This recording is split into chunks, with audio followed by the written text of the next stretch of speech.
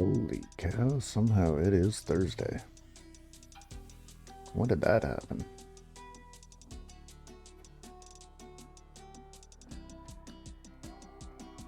Just getting some stuff prepped.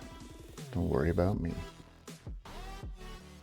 Well, worry about me in so much as you've chosen to watch me. Thanks for that, by the way.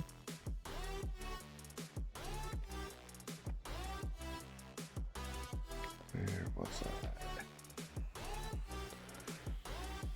So yeah, if you've read the title, today's plan is a whole lot of programming. Well, at least acting like I'm programming. Just cleaning up some of my windows real quick.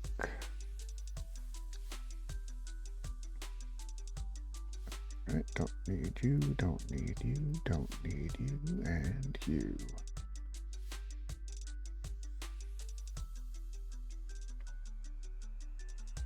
We are still getting some interesting blocks on Dev Mini 3, so we'll investigate that just a little bit as well. Maybe that's a good place to start.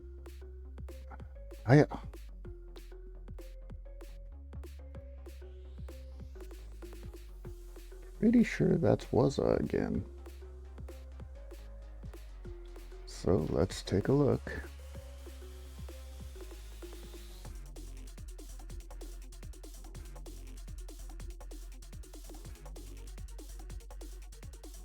And we're in Black Flynn. What was I doing? Oh, right. I need a drink of water. Uno momento.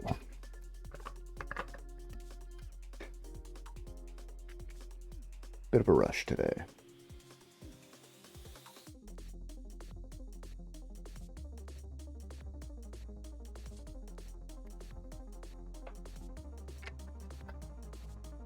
All right. I think that's something I'm going to have to include in my bot programming, the ability to request that I drink more water. I've seen that work for some people. Of course, they have audiences. Ah! All right, so let's look at... First, we're going to hop in as root, so we don't have to type sudo, although that's never stopped me before. All right, so let's check out our application directory.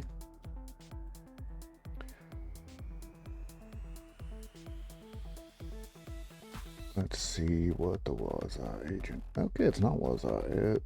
Then that means that 150 has to be Zabbix still, which is fine. We'll just make one for Zabbix. So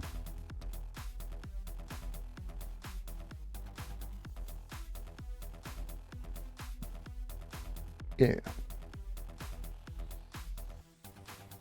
And we'll just change you to say Zabbix. And Zabbix.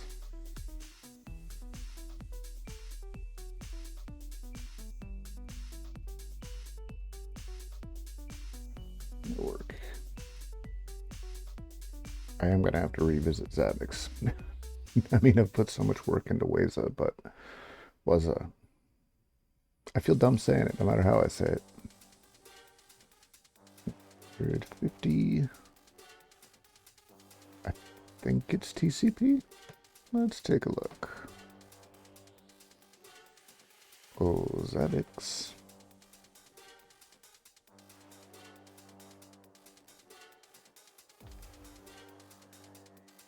Verifying I am human. Am I human?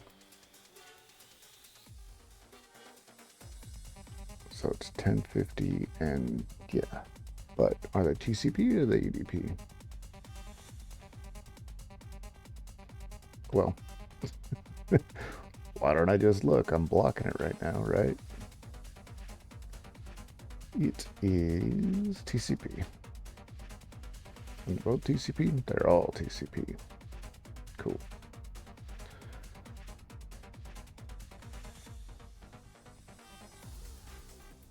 All right, and according to this is coming from 2.15, and I am 2.14.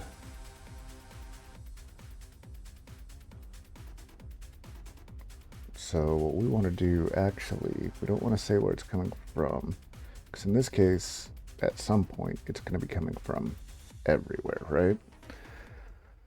So we want to do UFW allow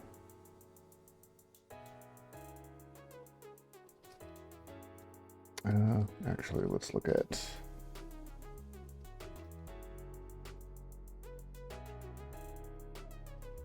I think I have one that's like that, so I need to allow this. There's an app that I have. There we go. So this is allowed from, I don't know, to there. Oh, but that's out. That doesn't matter. We need an allow in, which is standard.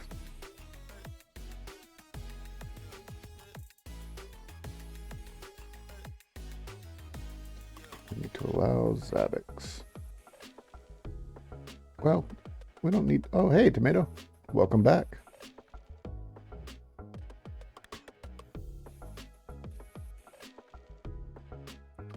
Got a couple more hits on the firewall of stuff that I had missed, so just cleaning that up real quick. And then on to Ansible. Can't complain. Bit rushed today. Woke up late. The graduation became an adult party pretty quick.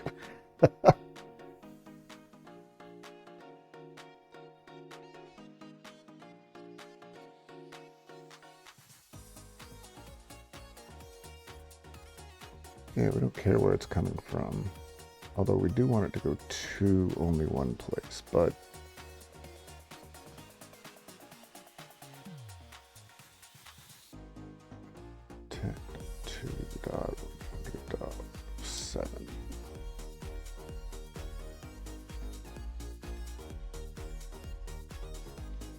how about you? Do anything fun yesterday?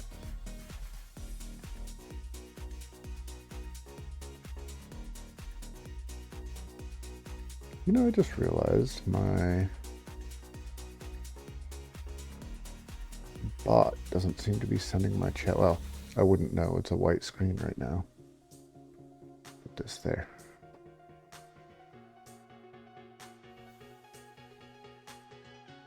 My bot is supposed to be sending my chat up here.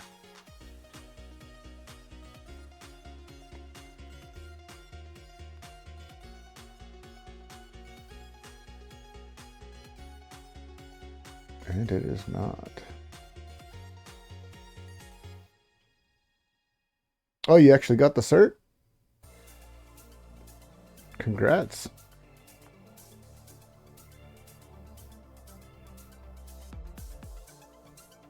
Was it as bad as you were concerned, or did you just plow through it?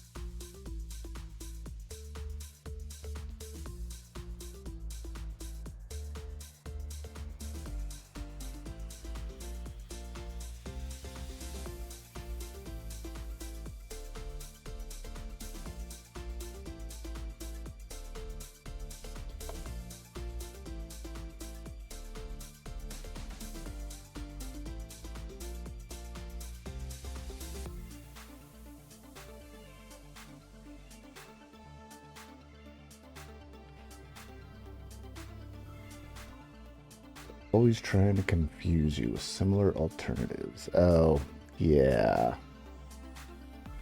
Those always those have always bothered me. Like I kind of get that, okay, if you're an expert, a trick question isn't going to get you, but you're not trying to, you're not getting the cert to show that you're an expert. You're getting a cert to know that you understand how it works and you want to become an expert, right? So the trick questions are just kind of messed up in my mind.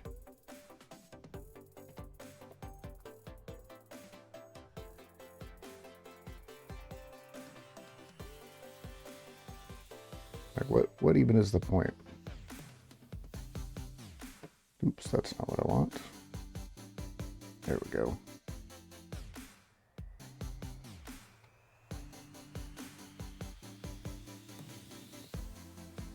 Man, that chat window is tiny.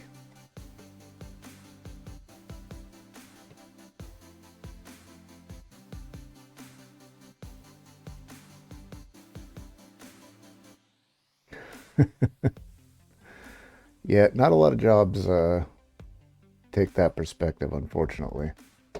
There are a lot of managers I know that, you know, they see the cert and they're like, oh, you know everything about this. Well, not, it means that I can figure it out, right? You know, I can go through the steps, I can do the troubleshooting, I know where to look for my answers. It doesn't mean I have it all up here.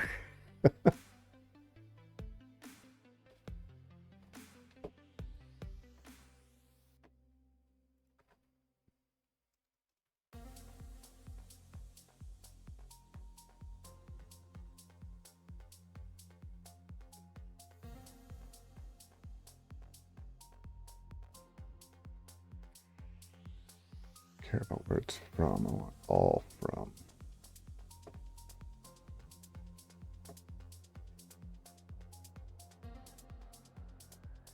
Yeah, this doesn't really, well, I think it's fine as it is.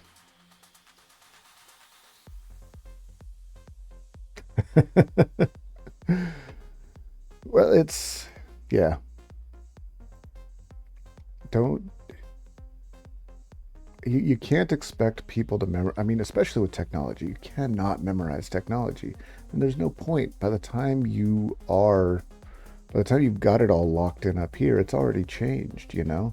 And that's how you end up with the neckbeards that don't want to ever upgrade, don't ever want to advance. And then you get stuck. And that's like the exact opposite of technology. Although, you know, I could just be justifying my own use of Google. Okay,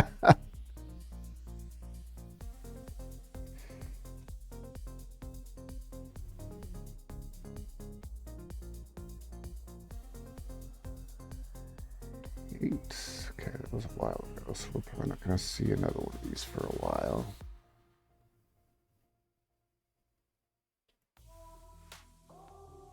Are we still getting...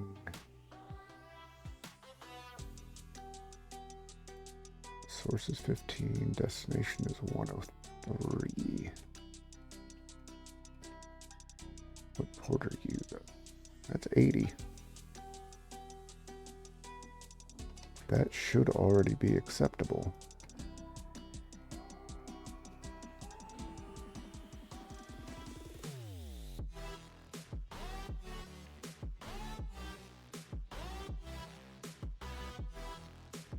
We allow in, and we allow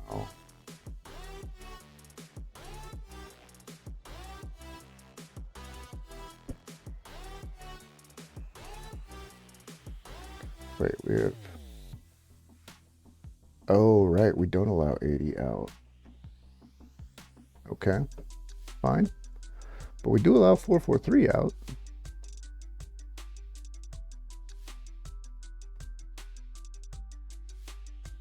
Very specifically to 107. Oh no, that's 80, okay. But we have secure in general. Oh, that's V6. Yeah, secure should be out to anywhere.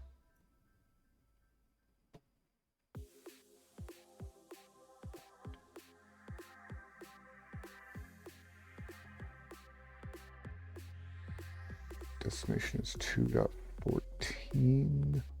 That's the 1050 again. This wall of text is wonderful, isn't it?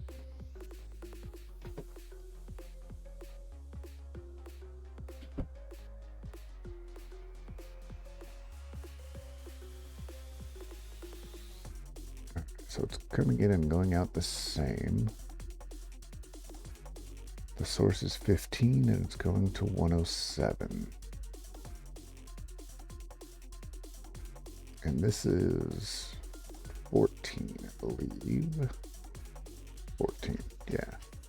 So it's coming from, I would guess, DevMini 2? But why are you being blocked?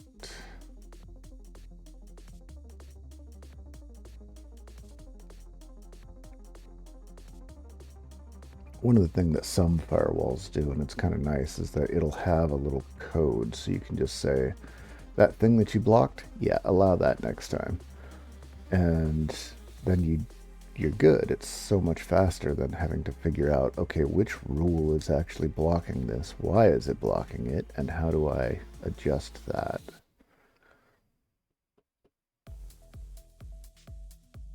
So I have a source and a destination, and that is, oh, that's the 1050 again. Keep grabbing the wrong one. All right, so 10.2 to 107. And we allow secure, that's outs, but this would be in to anywhere.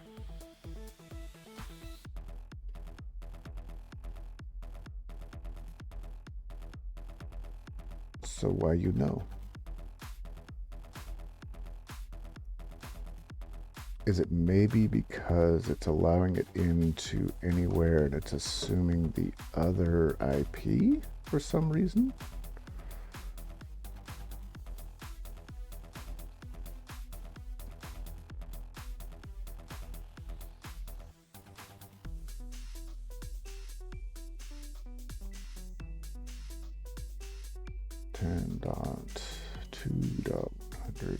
Let's say 7, because I know that is something in the cluster.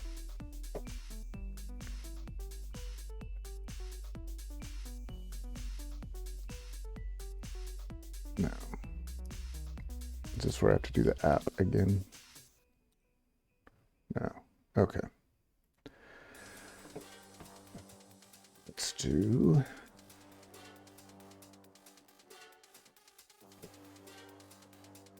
we want the Debian one because that's what we're using.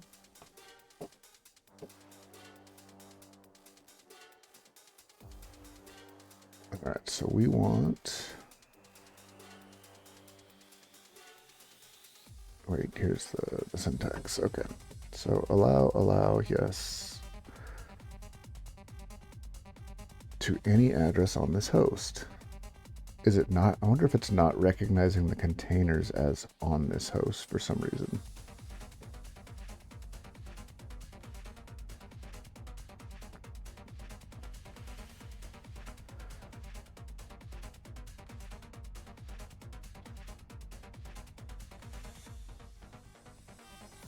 Okay, so tonight in, that's the protocol. So if I did UFW allow in to the IP app and then that. Okay, let's try it.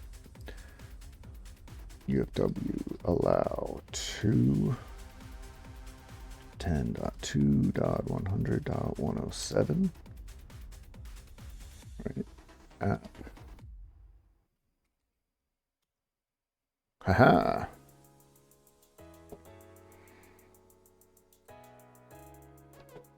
And then I guess we just see if it shows up again while we putter around with the other stuff.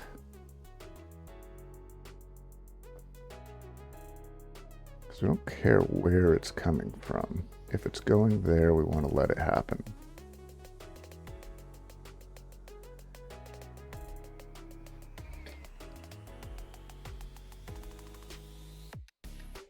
It's all 443, right? Well, no, it's sending 80 as well. I wonder if it's just falling back to 80 though when 443 doesn't work. So I'm just going to leave it and hope, right?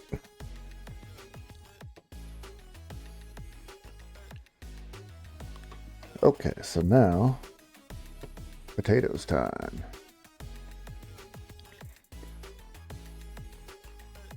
So what I've got here, well, a better explanation of it is probably here, which is on my Git instance. This is an extended Ansible file structure. Basically, the idea is that you can use commands like this guy, where you choose a particular inventory file, in this case, production, and you run the main playbook, which will be the site. And the site just connects to these other, it just includes these. That's all it does. So when you call site, it calls these other playbooks.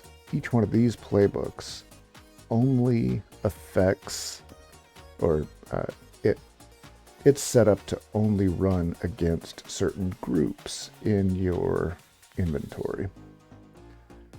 This gets a little bit confusing. I spent a bit messing with it, let me just say. So this kind of gives a better idea. So I've got a group called servers. These are the servers that are in it. This is an inventory for my lab, and it's a little more involved.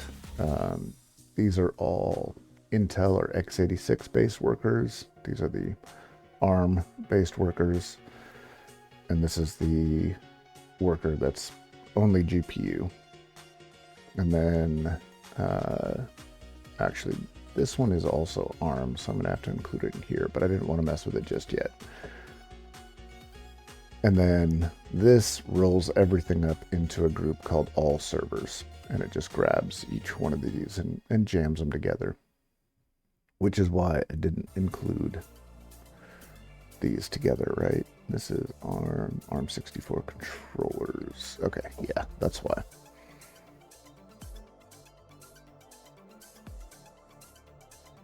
I have ARM workers. Yeah, okay. So that's why I did it that way. And then basically by using these groups and then creating these roles, if I go to, say,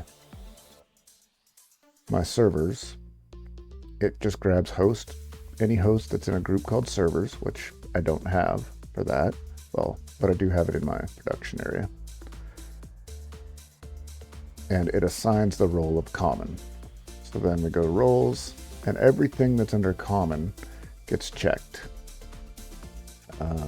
Right now, the only thing I really have is main, and I've got two types of tags in here. I've got my verify tag, which just makes sure that I've got the apps that I normally use and that it's set up properly. So if I run that command, this guy here, but change it from update to verify, it fails. Where did that fail?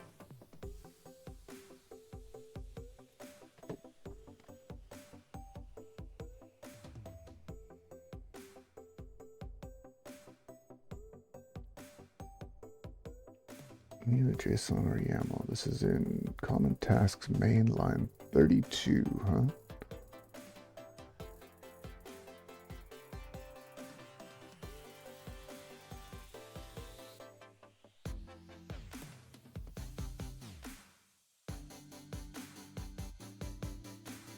Uh-oh, that looks like I must have, yeah, that's my bad. I must have highlighted something and deleted it. Let's try that again. So now it only grabs the things that are in there. My Octopi is not currently running because I haven't had to print anything lately. But it just validates first that they're out there, and then it does these two things. Just checks to make sure that this stuff is installed and that this user exists. No, none of these ones are. So this one is actually my file server.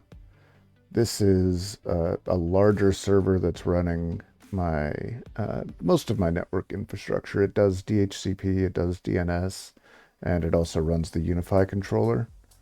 And they're just running as full machines. At some point, I'm going to clean that up. This was just one of my first servers that I had set up. And then this, all it does is mirror the DNS server on this, and it's an older Raspberry Pi that is hanging on the wall behind my monitor.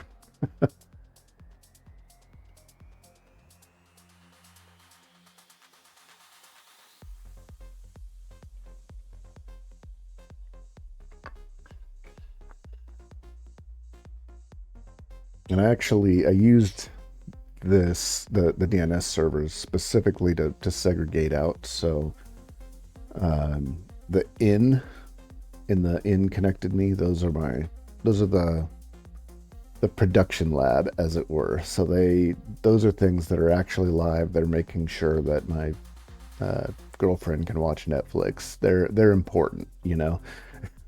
Anything that has dev.connectedme.com is just something for me. It's something I screw around with. It doesn't really matter if it's up or down. And then I have a third one, which is vert.connectedme.com, and that's just virtualized stuff that I'm screwing around with, mostly on this machine. But if it's running on any virtualization platform, that's where it is. Well, not any virtualization platform that's not a container. And that 100% exists for me to test networking stuff. So on my other machine that's off right now, I have a setup where I spin up a full kind of clone of this environment. It's an OpenSense firewall with 3 virtualized Kubernetes machines, and I'll just kind of screw around with something that I think might break my cluster. I'll mess with it there first, and then I can just spin it back down.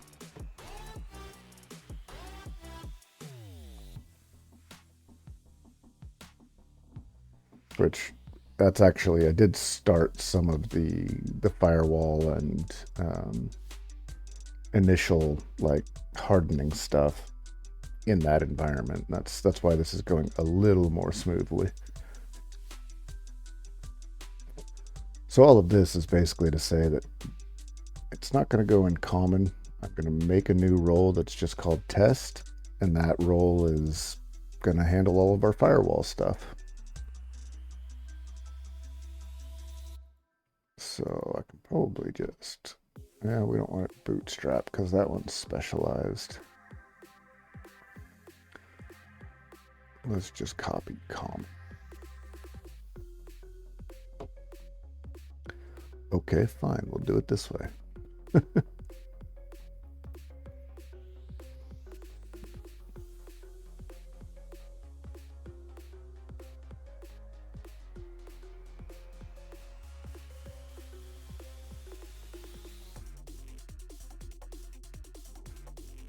Copy common to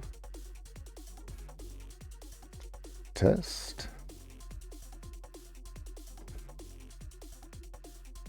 We are going to make sure that we don't have anything screwy in here.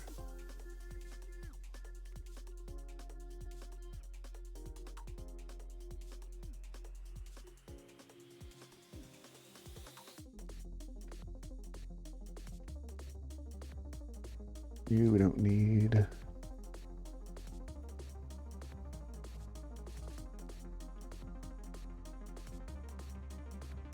And you need to get cleaned back out. No templates and no variables. All right. Oops. And I forgot a step. Well, that's okay. We can do... Why did those show changed? All I did was validate. Oh well. We need to...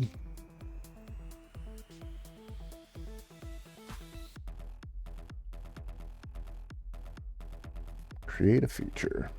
Oops, I don't want quotes. Firewall. And I'm probably going to have to copy that over again.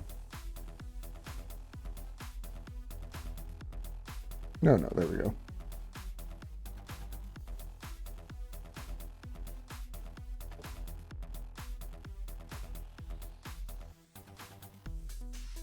Good. All right, now we're in the right place.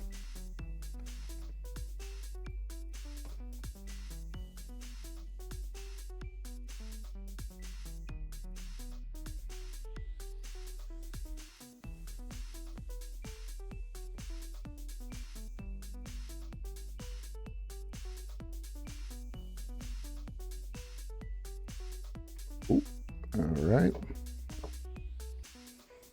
Now we hop over to servers. We're going to create a hosts test roles test.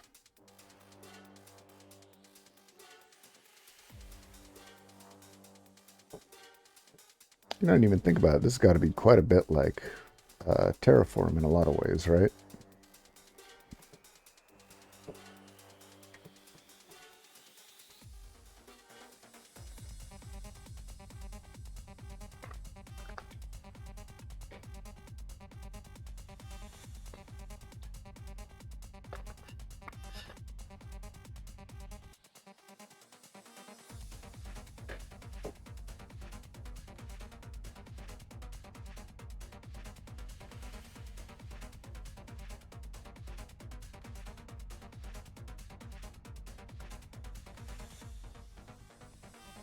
And now we need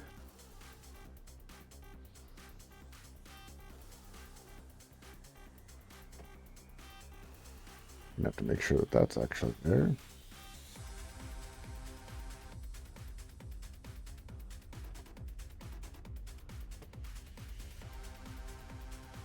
So the first thing I'm going to do, I'm going to be running this against the one that we've been already running it against, just so that I can make sure, hey, does this match, right?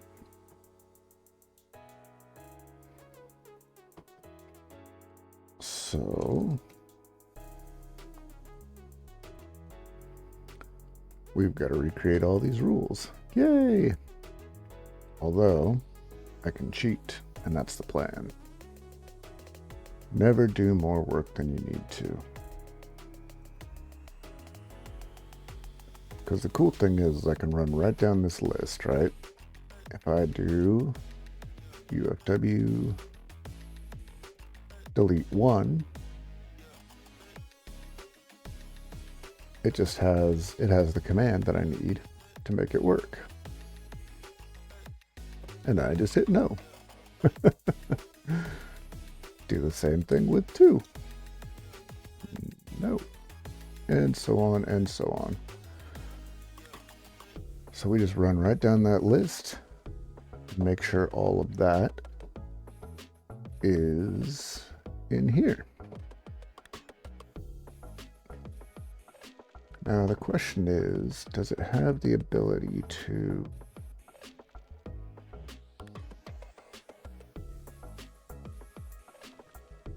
yeah, this is what I want. I need a loop.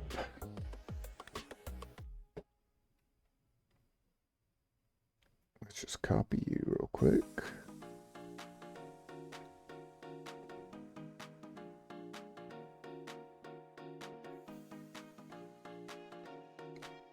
So we have rule allow instead of source though. Our first step is going to be app, right?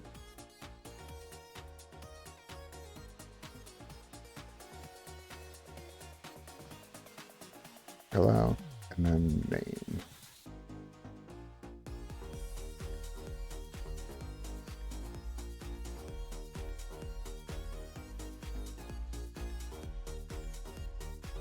And this should get most of our big stuff.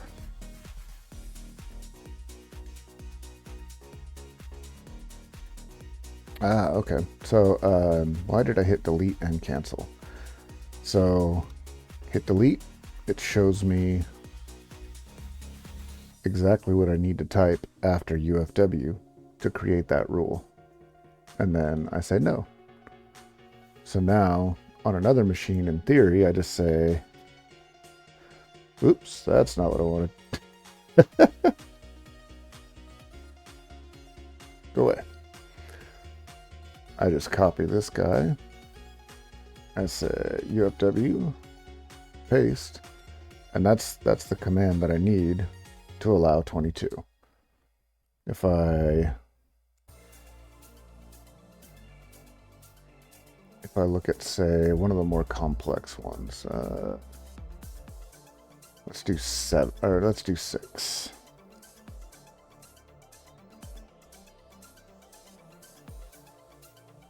There we go. That's the entire command. And then I can just say, nope, never mind. It's like Googling myself. What did I do? Why did I do it? There's what I did. I don't know why I did it.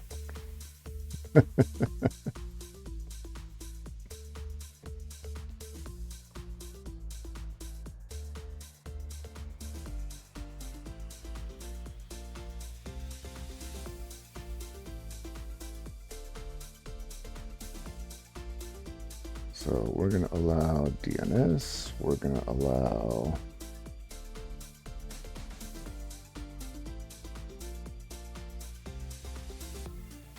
OpenSSH.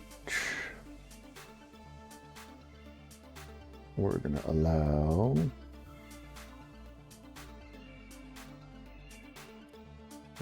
www secure. I wonder if I have to put that in.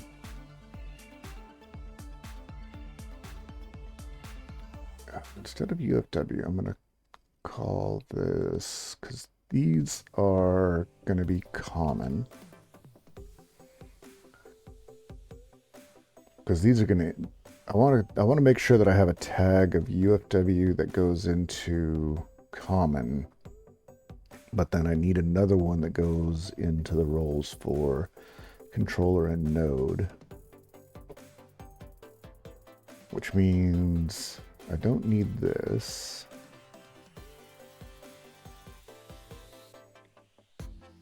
I do want OpenSSH. I do want DNS. I am going to want Zabbix, but I don't have Zabbix. So I'm going to have to create that file first. And same with Waza, whatever. I will probably need it. Well, that's iffy. That's only if I'm properly running backups. Am I? All right, so let's go back here. Is there anything to create?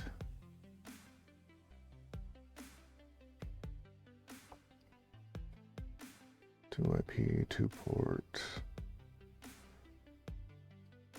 Use profile. Okay, so I'm probably going to have to copy that file over myself. I would bet there isn't a way to create it, right?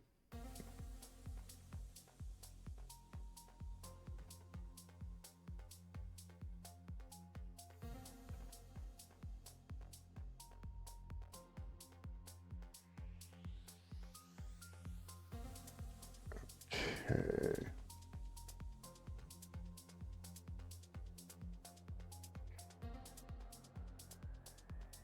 to target. So the number one is going to be, I need to make sure that I need the files, and I think I've already copied those over, except for one.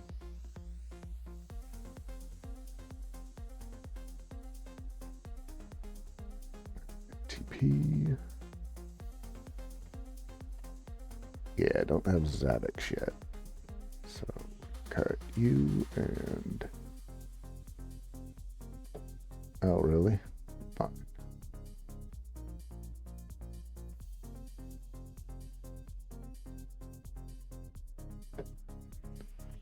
We'll go here.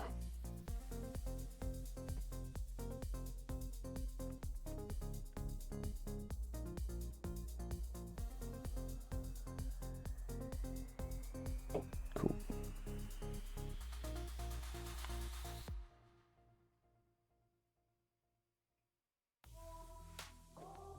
Sorry, I had a brain... My brain broke for a second there.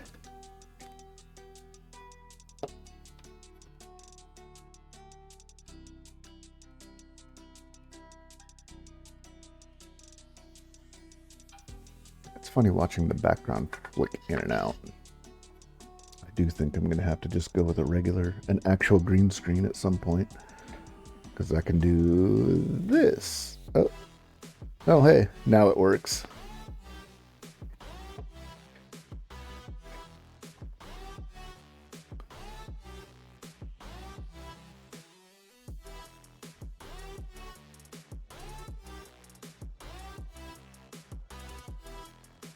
Alright, we want to copy.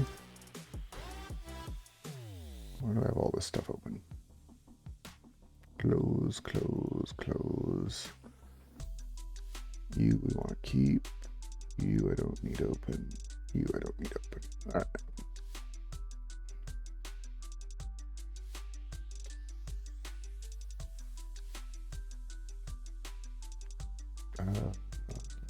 Name, oops.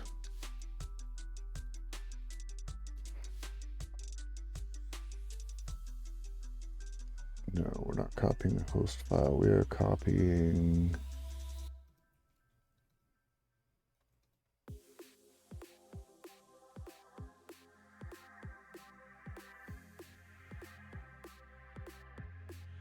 Well, that's nice.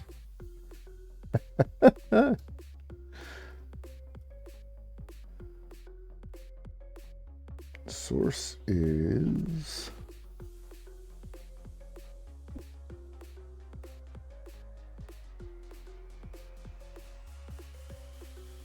But that's not right. That is... We'll do...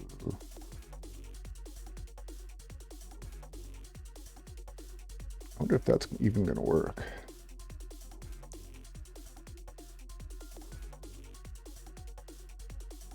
BTP. Dash in.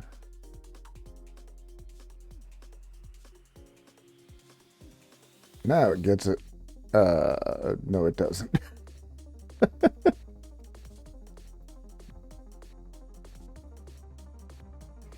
AI is fun sometimes. All right, and I have to copy my Zabbix. Well, I can just recreate it. No. New file. You are Zabbix, and if we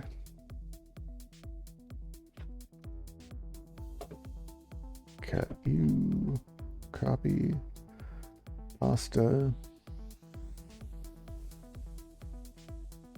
and I almost did Control X out of habit. Yeah, I've found that just having, I'm not using Copilot, I'm using Codium, because Copilot wanted money.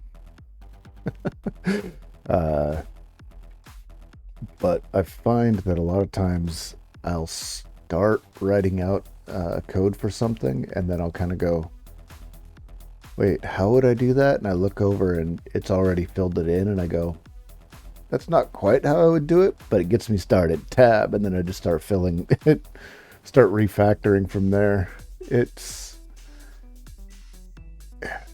I have a real problem where I will start coding something and then just kind of go off on a tangent researching different ways of doing it, and I will spend the rest of my life reading about different ways of doing it, and the AI kind of says, here, idiot, let's get past this. Which is nice.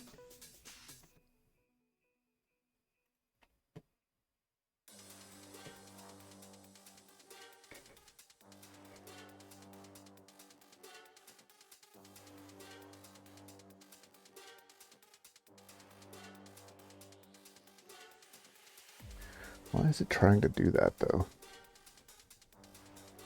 I think I'm going to need absolute paths, and I don't like that.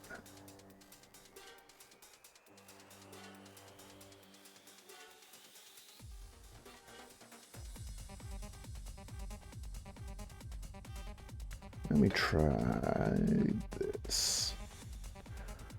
We're going to send you instead to...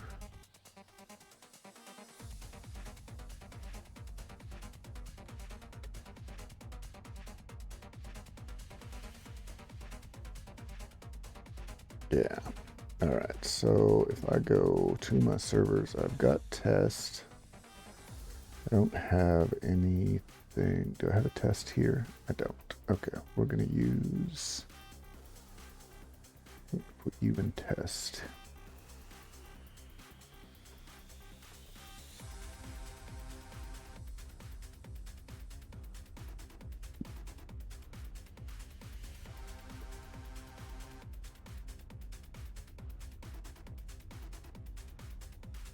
Say lab tags. We want to do limit to test and tags test. So I'm limiting it to the test group and only objects with tags test. Wait, that's not going to work because... where is it? Host servers, host test.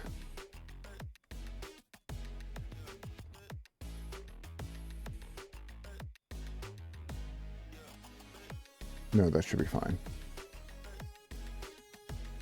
We'll find out. Yep. Okay, cool. Yeah, that's what I was worried about. Destination directory ... files. Okay. Yeah, I think it needs an absolute path. Or is it smart enough to just recognize that it's looking in the files directory?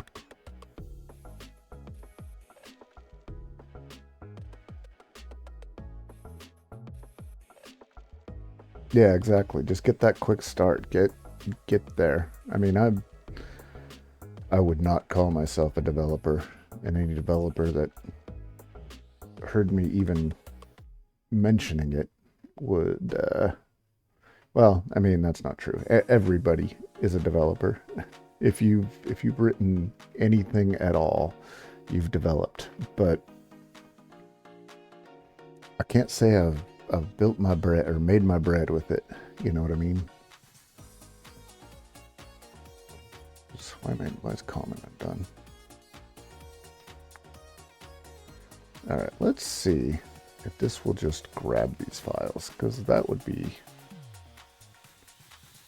kind of funny if that worked out. It would make sense. I mean, there is a files directory, right?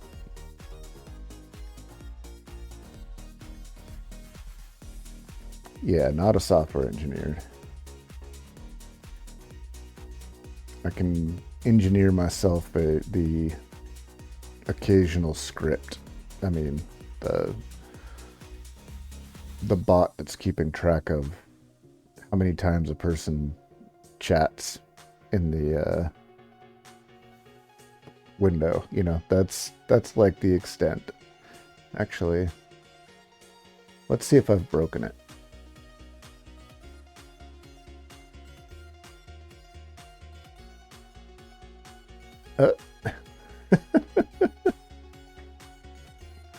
I think that's the only command I have on it right now.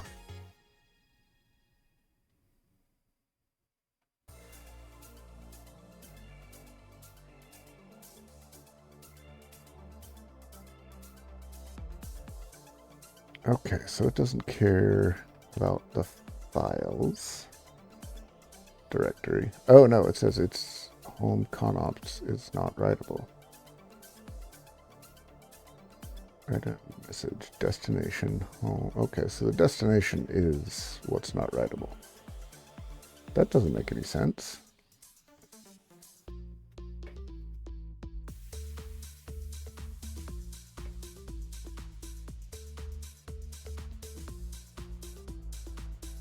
I need another V apparently.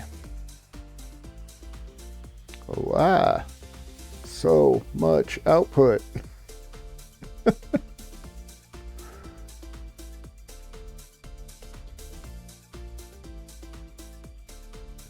Establish for user none. What? No.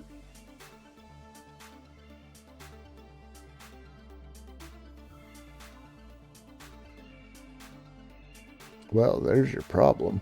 Okay, so let's go.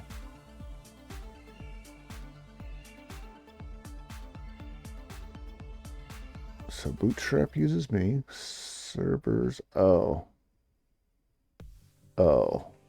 I probably, well, I'm not going to keep a test var, but I can go in here.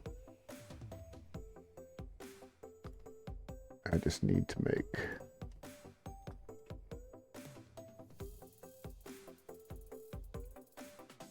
that.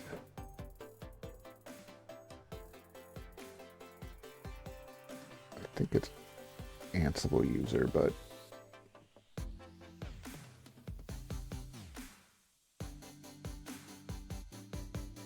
there's your problem.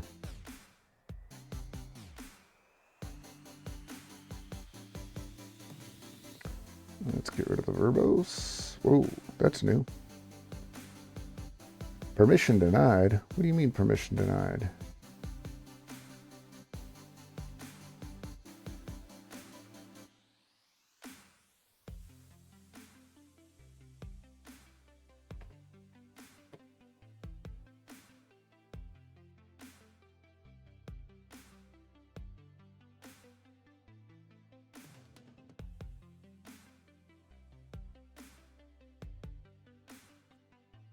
Oh, right, it's all.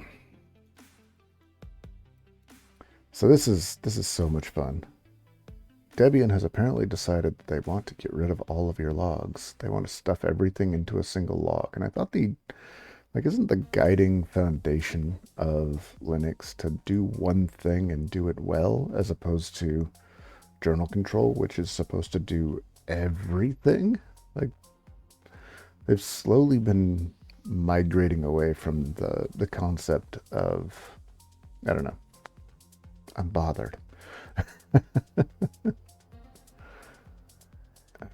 Okay, so journal control. I'm bothered that I have to learn journal control. That's what I'm saying.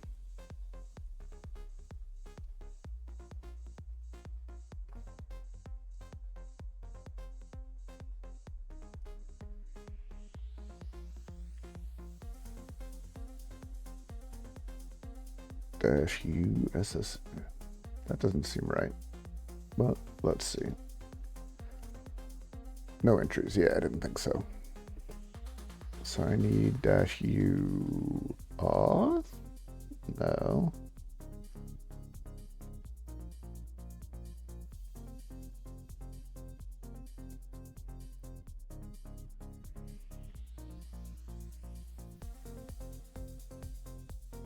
System D, login D. That's what I want.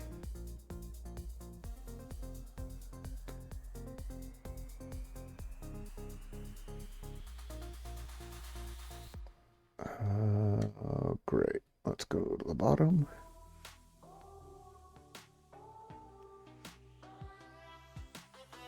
Okay, or not.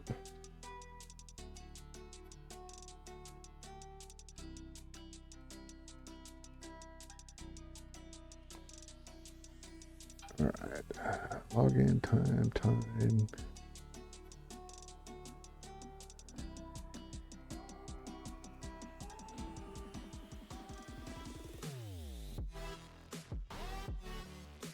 All right, let's see what this has to say. Because none of users' groups are listed in allowed groups. That's not true.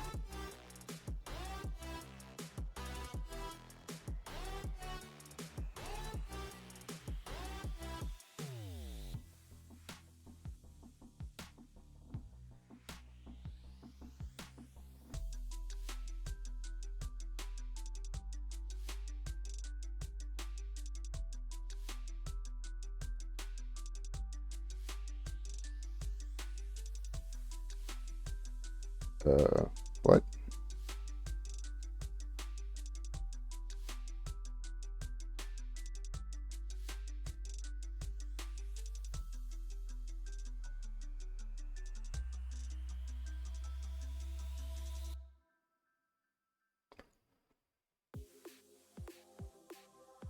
Going live, okay.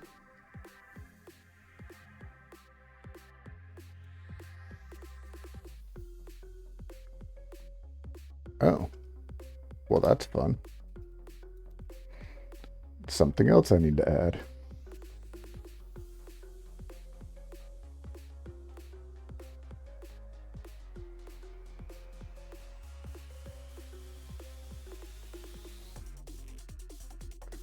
Okay. System control, restart, SSH.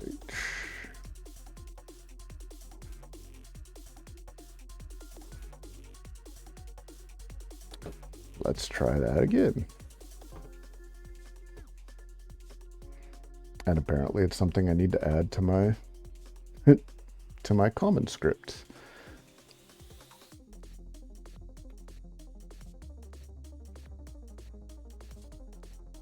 Failed to connect, permission denied. And what?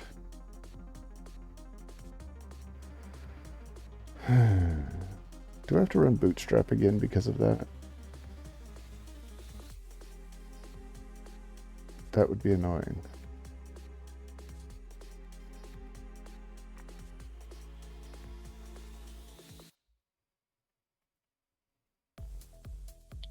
I can do it.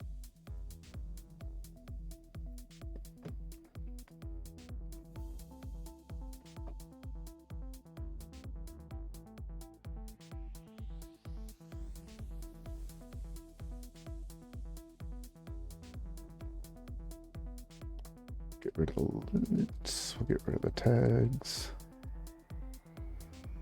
We're going to do Bootstrap. And this one I have to become and ask become.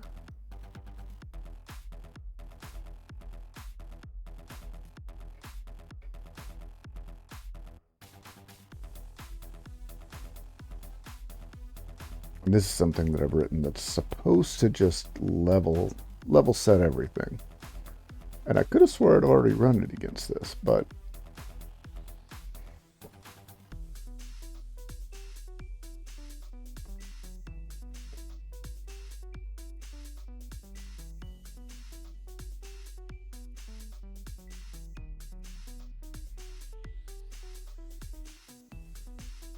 that's a lot of blocking. What's going on here? Oh, that's to 80. 10.2. That's me. Oh, I'm blocking apt right now. Let's rectify that, huh?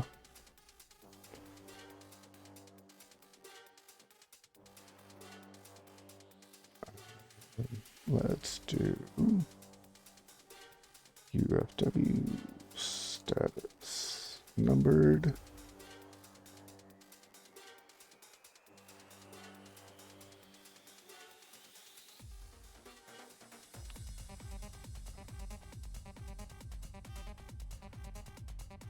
I guess that means we can get rid of 19 because we're basically allowing apt out.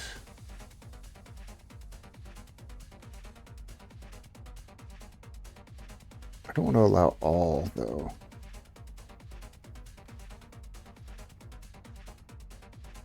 What port? It's just 80. So how do I just allow apt?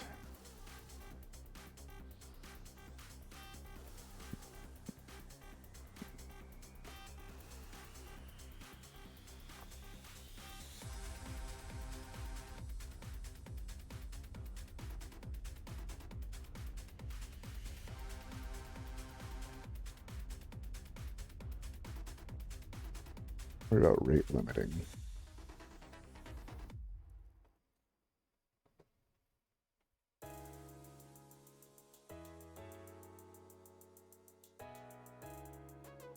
I don't want to allow all, right?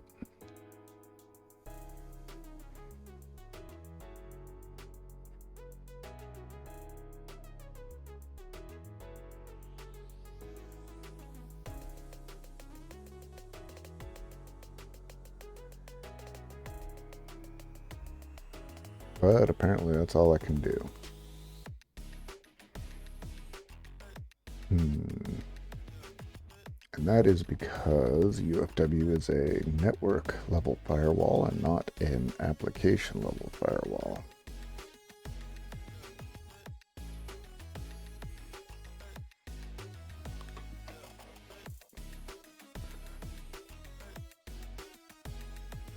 Because that'll allow the, but it doesn't actually check.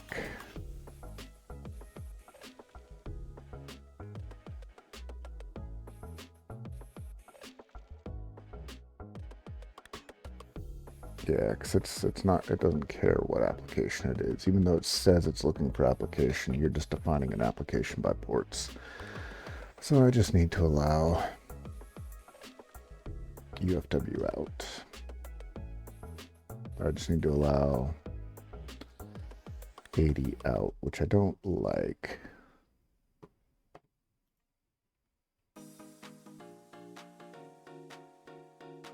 And you would think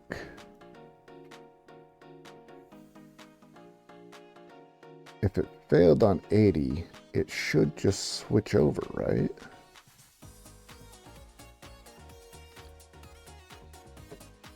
I mean, apt is generally a smart-ish utility written by generally smart people. You would kind of assume that it would say, hey, I can't get there on 80, so let's go to 443. And maybe that's what's happening, and I just need to stop it from letting me know, and then I'll feel better, right?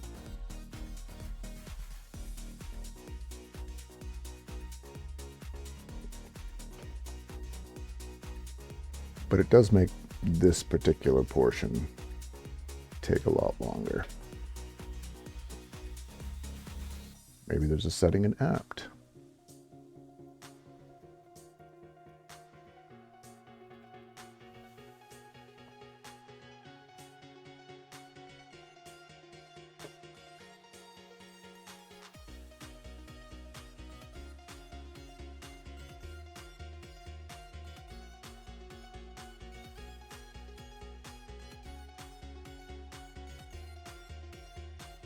I love, how do I do this? And the answer is, you don't.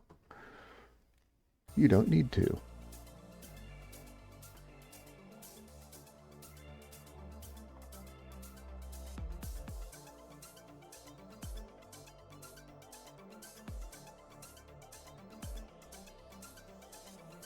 Identify mirrors that are hosted, okay.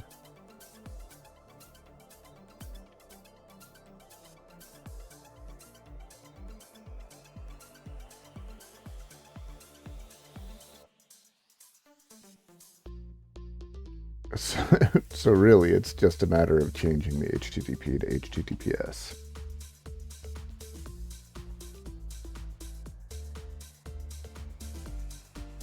I mean, is anything now not using 80, right? Or not using 443? I feel like with just the pervasiveness of Acme with Let's Encrypt, like there's really no excuse anymore.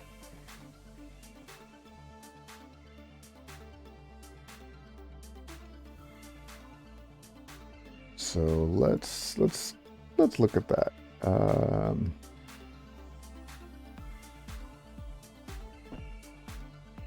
Let's start here.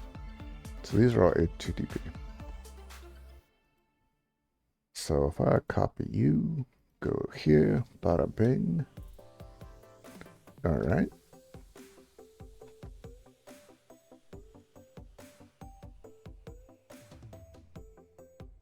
It works fine.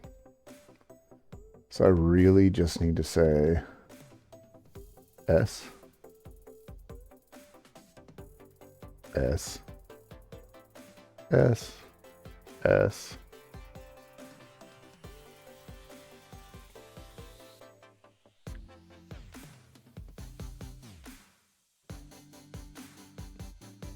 You're already S.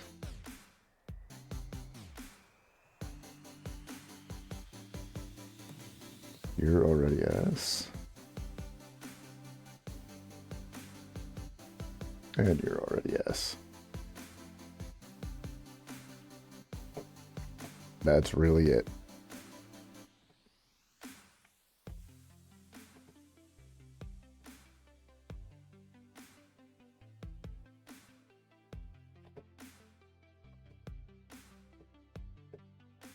Failed for unknown reason. I think we all know what that reason is. Actually, let's just run it here real quick. Make sure it doesn't fail without the gloves on, right? All right, let's try this again.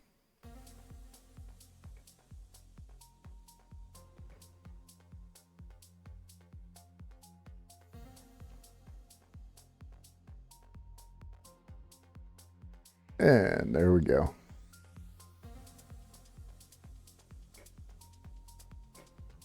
All right, so now, why do you still fail? That's not what's supposed to be happening.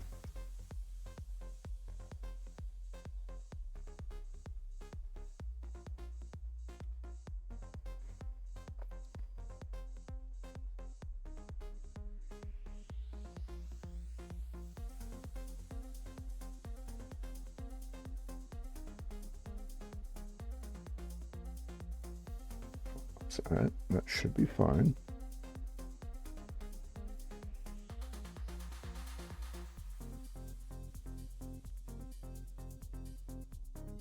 Oh.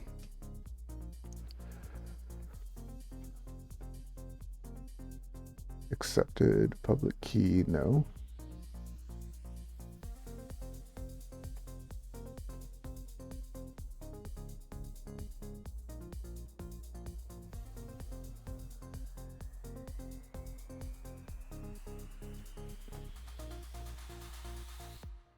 Not allowed, okay, but we already took care of that.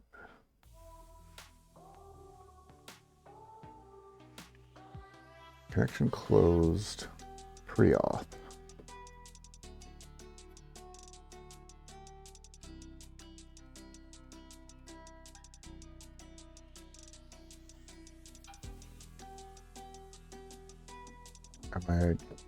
You know what? Is it something that's this dumb? I think it's something that's this dumb.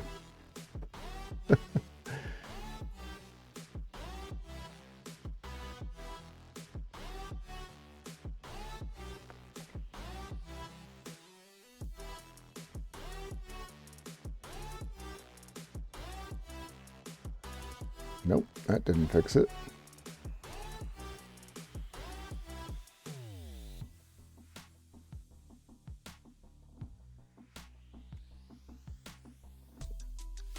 Set it back to remote. That shouldn't be...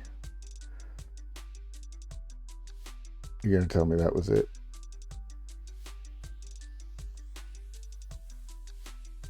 Really? Why would Ansible user work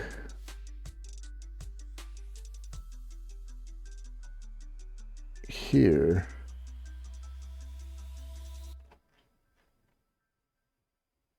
But it has to be a remote user down here.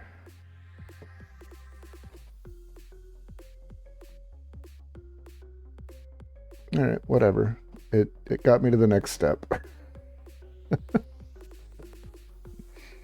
I'm not. Mine is not to question why. Mine is but to do or die. But it's still saying that I can't write to my home directory.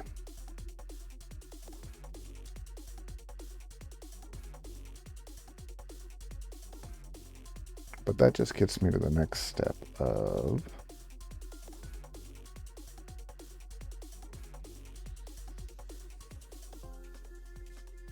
why wouldn't that be?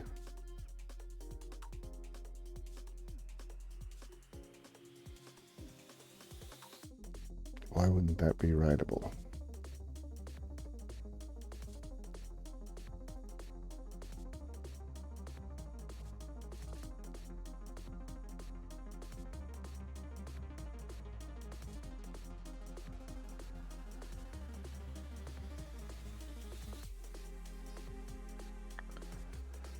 Let's see if it is.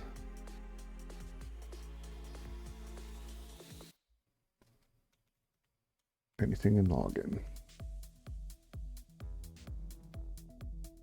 New session. For me, no. All right, now that's useful.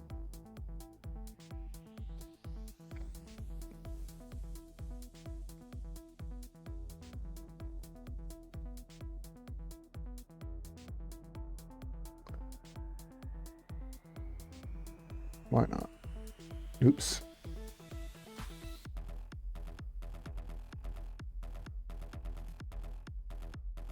I don't know what that is.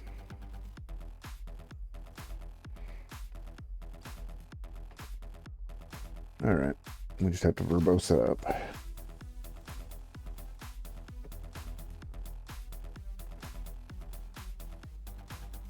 See what it's saying this time. Oh, okay, because it's back to connecting as none.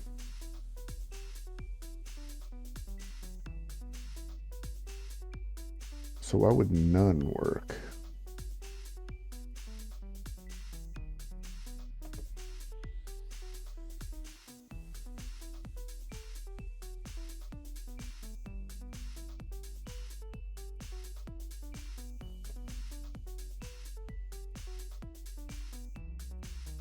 Okay, so remote user just does nothing, apparently.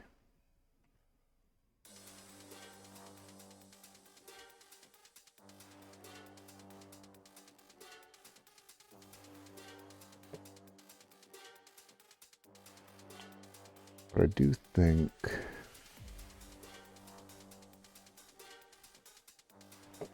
so this isn't needed. Maybe I just create test up here. Why not? Let's go. Let's just make the thing, right?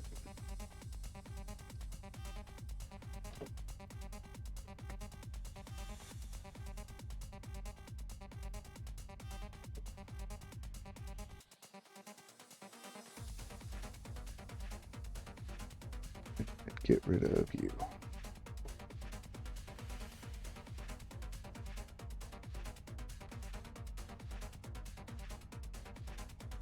Oops, I probably should have turned off the verbosity. Because it looks like it worked this time. So it works fine up there. Why? Don't know. Run with it.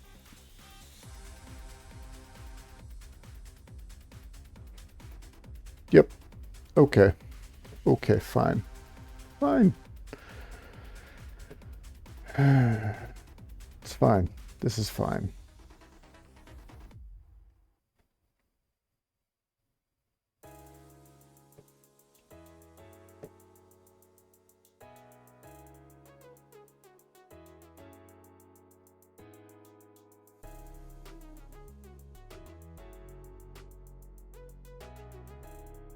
Alright, but right now it's just going to copy all of those, which is really just going to override everything here, right?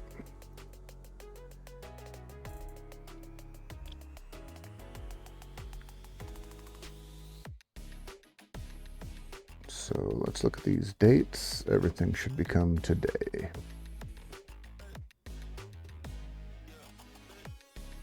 Let's get rid of you. Or it's just going to recognize that they're already there. Ooh, why didn't it like you? Just you. You're the one.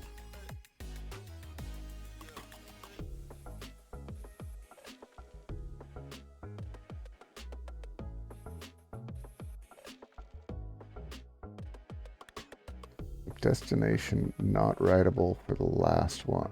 Why?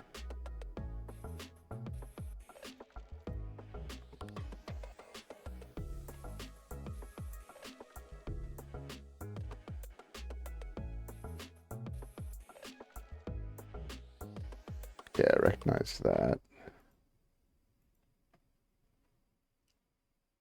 Huh. Why would it have a problem writing the last one?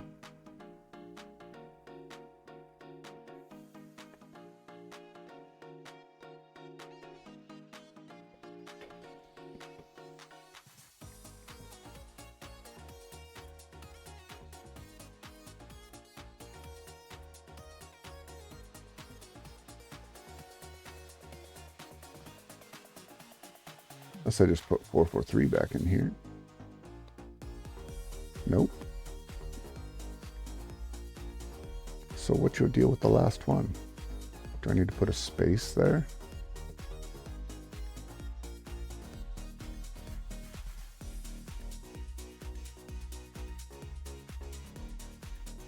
Wait, is this what was just happening?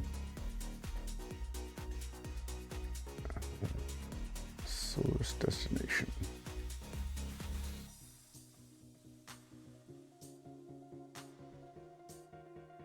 This shouldn't be using 80, but it is trying to use 443. See, this is madness. I have absolutely enabled this.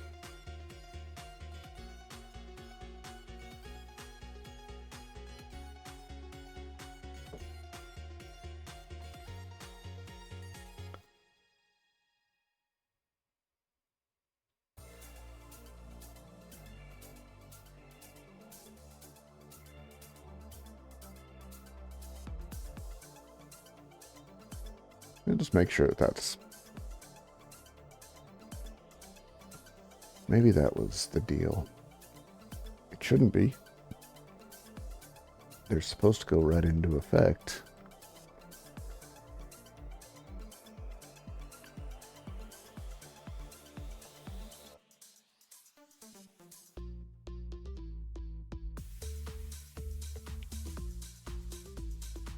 But 103 and 107.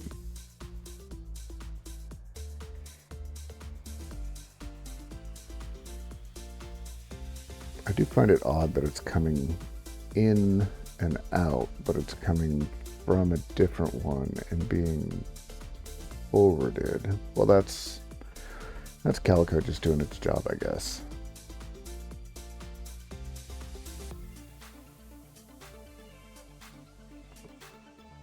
We'll see if that pops up again. It probably will.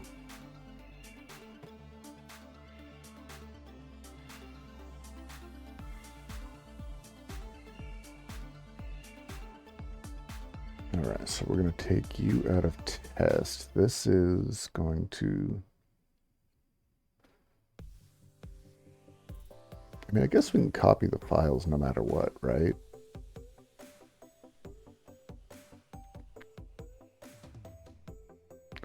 No reason not to copy the files. I'm not worried about storage space.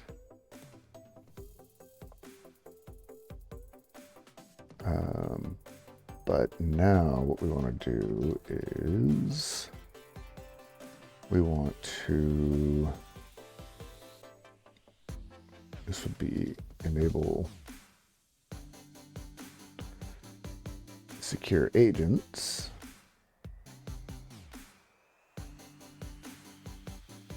Technically, we don't have the agents installed yet. We haven't even bothered with that. But we do want to make sure that the firewall will allow them.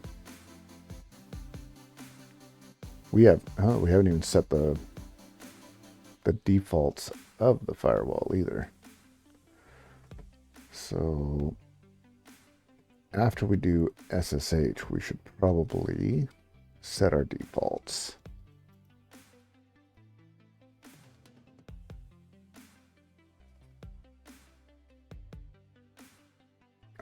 No, UFW.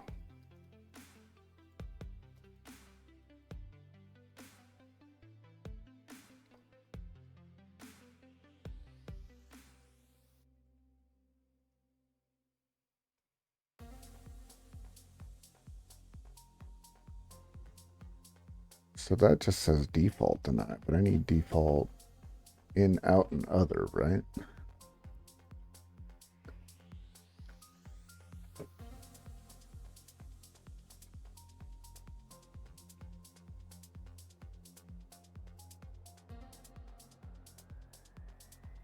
So default is deny, but I would need default, and it's probably what, direction?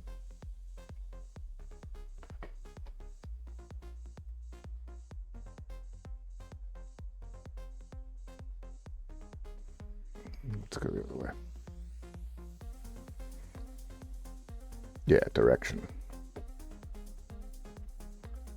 So default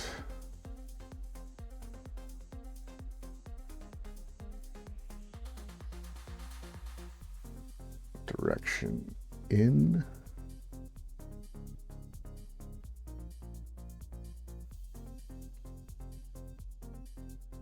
Can I do all of them at once, or do I have to do individual rules, you think?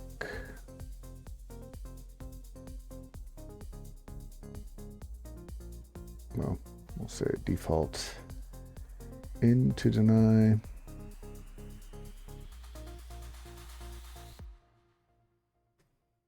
That's funny.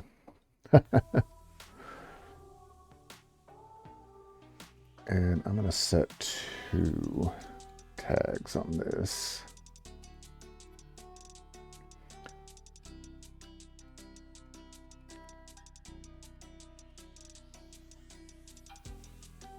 Just so that I can hit that a different way if I need to. Your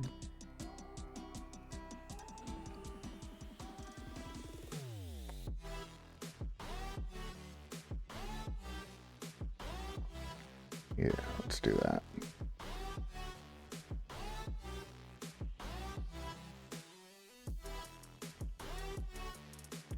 No, we need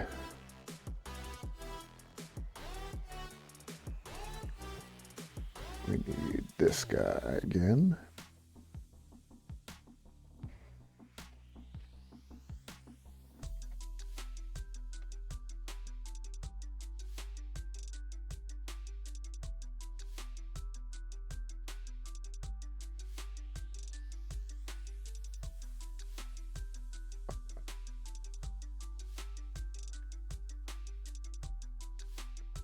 Oop. In this case, we're putting, this is just going to be the agents, which is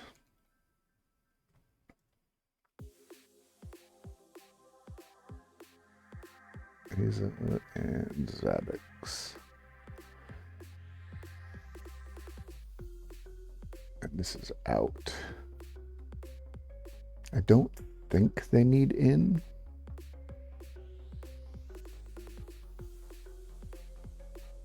But we'll find out, right?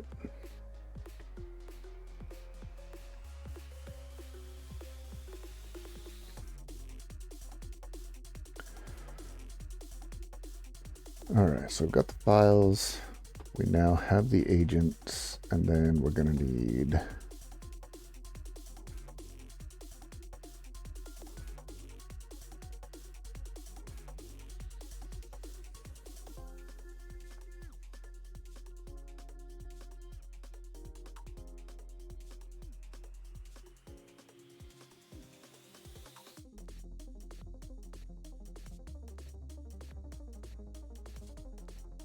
that's kind of funny. I mean, I don't need to loop over one item, I don't think.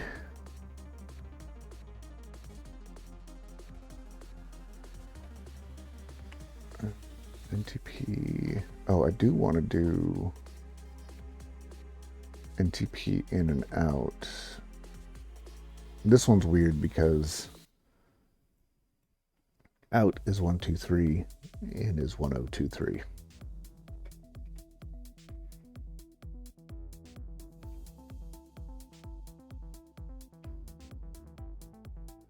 And that's got to be on everything, so that's a common.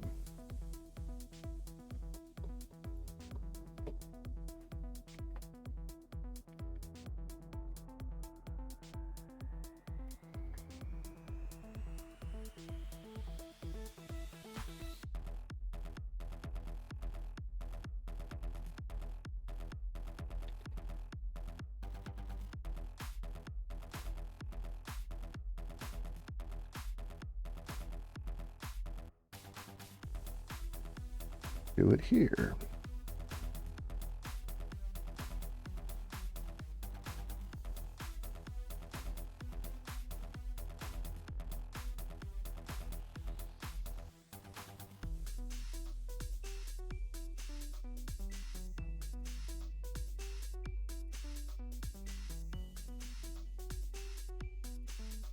It's common. And then I just have to do the same thing again.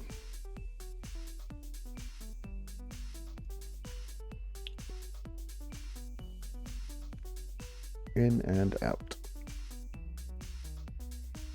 That's so much code for something so dumb, but I mean, I guess as long as you only have to write it once, right?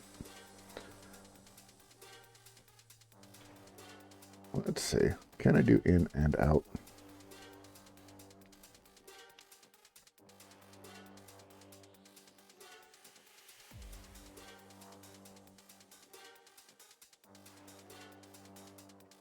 Let's look at the examples. We'll reject port auth.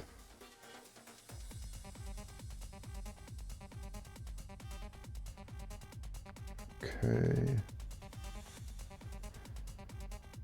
We definitely want to set some limit rules, especially on like SSH.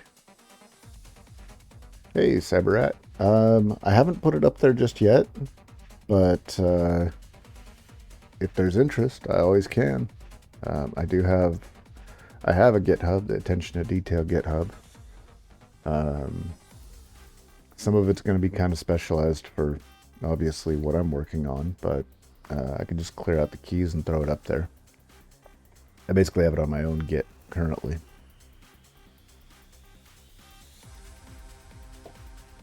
I mean, I kind of feel like it has to be working before I put it out there. Let's see. Let me grab my GitHub real quick.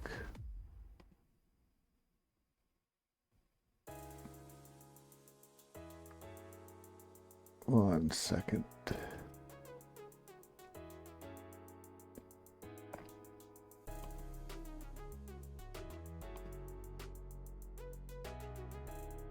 Oh, right. It wants me to Oh, wait. You know what? I don't know.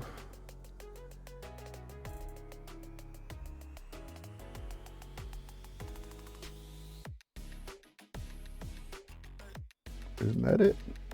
Oh, no, it's connected me. Oh, phone.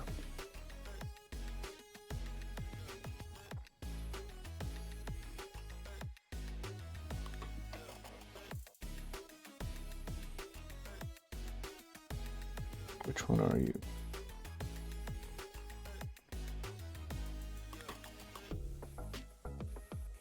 Let me drag this over here real quick. Oop,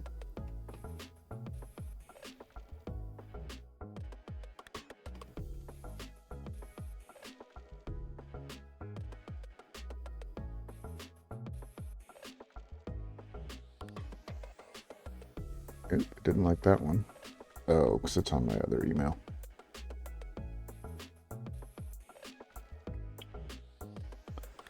I'm all about the security, but holy cow, sometimes. Although, if it's that much of a pain in the butt for me, right?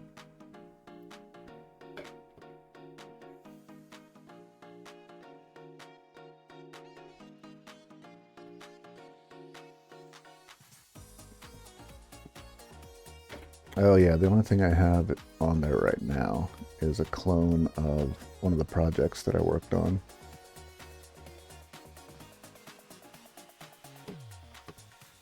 Oops. Throw you back over here.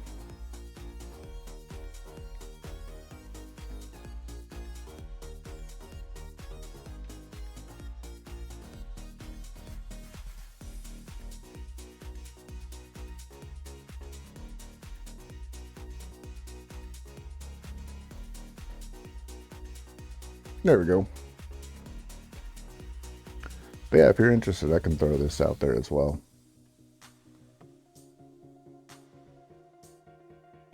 I mean, I've put a little bit of effort into it, but not a whole lot.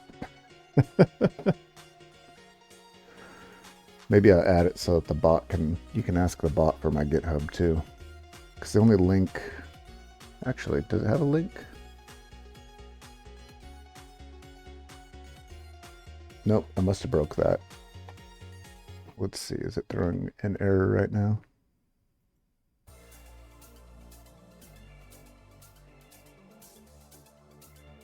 No, it didn't throw an error at least.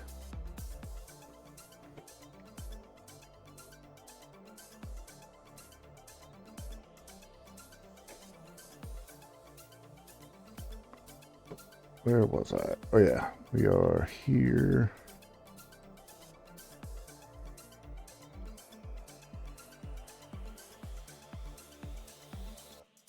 We'll get back to that. Right now we're still looking at this. And it's failing there, but that's fine.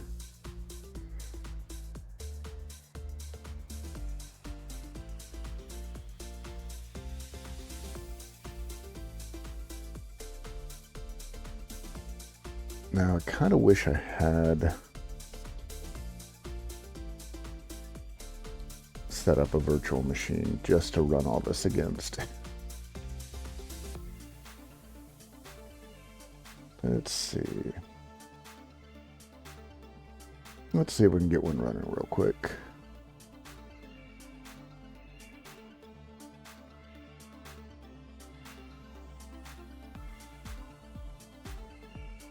Oh, great. Do we want to go through and install? I'm not sure that we do. Let's see if one of the other ones is actually running.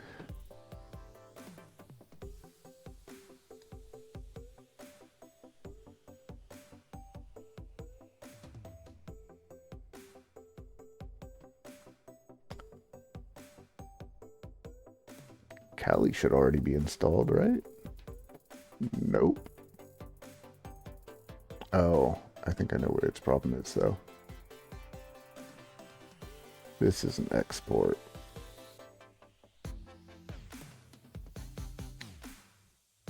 And there is something that it doesn't like. Well, I don't want to fix it, though. Let's try a different one. Is Debian? Nope, that's a copy as well. Fine. We'll just let this run in the background. Yeah, sure. Do the install.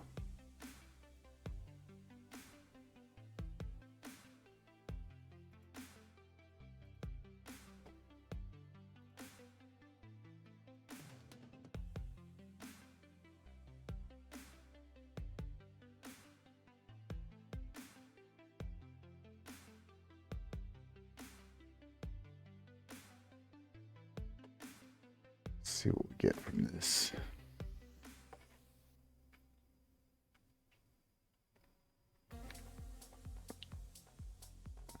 You know, I used to use VMware quite a bit when it was when my company paid for it. But I haven't used the free version in quite a while. I honestly I find that in general the open source stuff it does most of what I need it to do, and I don't really find any particular reason that I need to go with VMware. I did hear that they're releasing one of the versions for free now.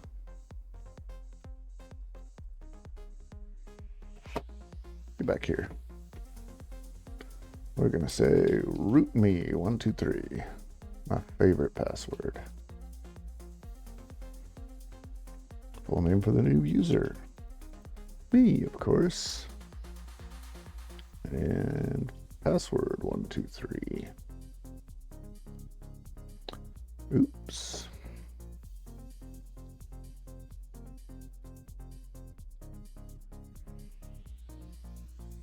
Yeah, VMware Workstation's free now.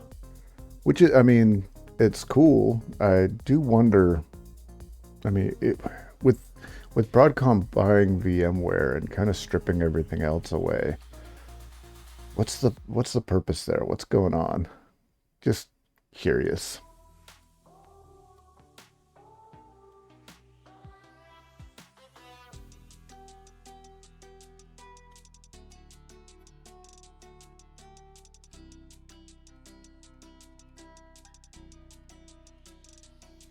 It's funny. I pretty much I've switched to pure virtualization being only used for things that I figure are going to crash and burn.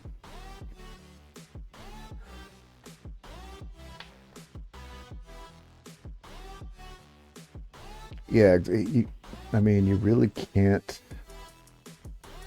count on. You can't count on Broadcom.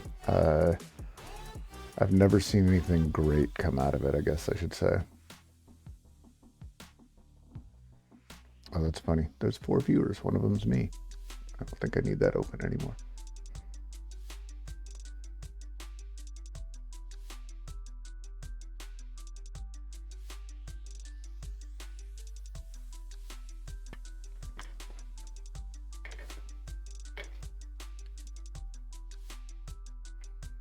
I think I need to put a gray window around my chat window and maybe extend that timeout.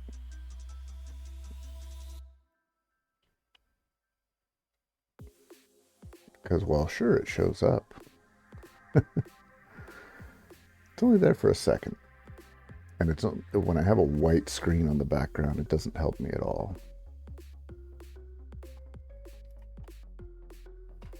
No. Sure. Yep. Uh-huh.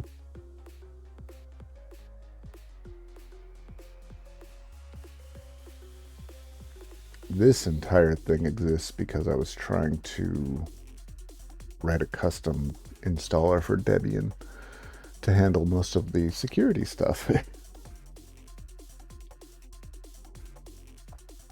Yeah, and I don't understand, like, Broadcom used to be, like, there was a point in time where you wanted Broadcom in all of your networking gear. That was the place to be. Such is life, right? We all live to find ourselves as the villain.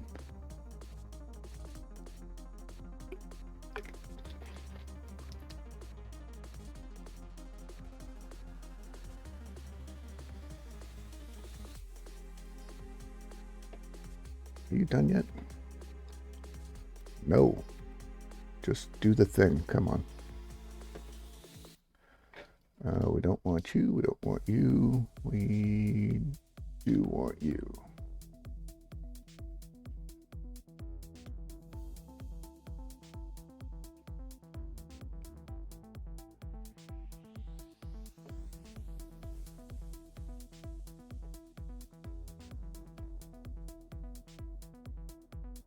Yep, that's the one, Tomato. Yeah, it was like a week ago that they announced it. And it's super cool because I liked Workstation. Um, it was a little bit more stable than VirtualBox, which is, that's what you want.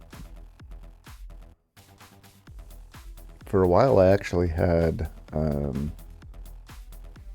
probably like 400 or 500 development users running on boxes that I just spun up on VMware Workstation because well, I was busy breaking my cluster at work.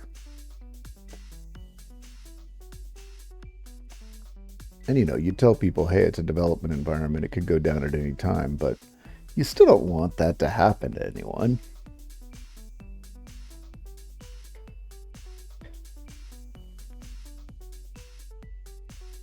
So I told them that they were on the cluster, but I just put them on VMware and they never knew the difference. I'm sure some of them did. I mean, the drivers and all that stuff looks different, but it got the job done, right?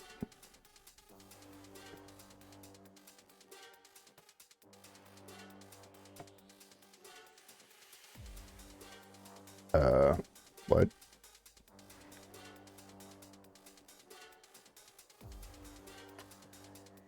Please tell me I just reinstalled Debian over the top of Debian because I forgot to eject the CD. That sounds like something I would do.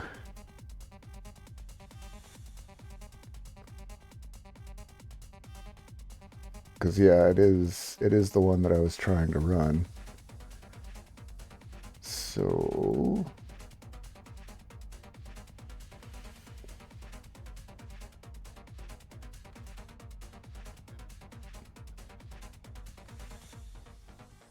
we'll just get ready. Where's eject? What happened to eject?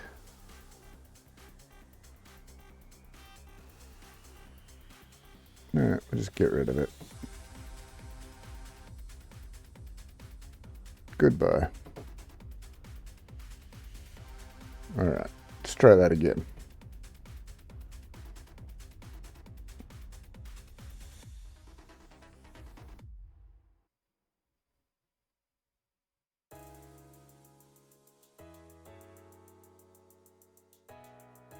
Yeah, you always want to make sure that you have to have test, you have to have dev, you have to have, well, what is it? It's realistically, you need dev QA and then 2 prods so that you can do AB or blue green or anything like that. But the first one that always goes away is QA. I don't know why, but QA 90% of the time ends up working off of the dev instance from what I see. And dev just makes a second copy or a second server.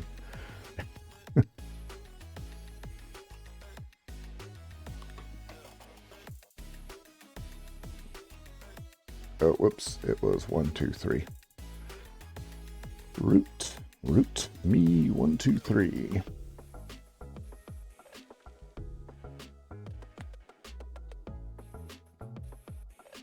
Now the question is, am I going to be able to? Because I actually haven't tried it with this. I've only ever done this on a different machine that I have set up differently. So, as usual, I'm winging it on stream. Who could have seen that coming?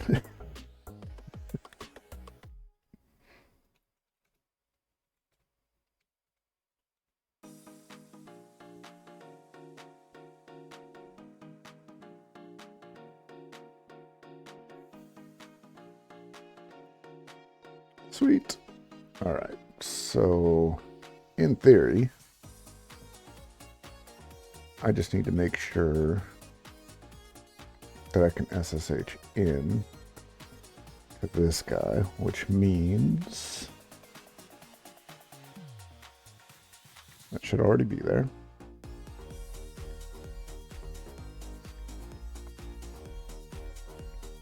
Oh. Might need to do the update first, huh?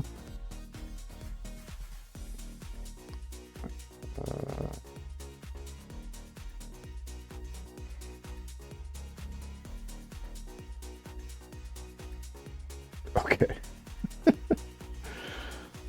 And then we need to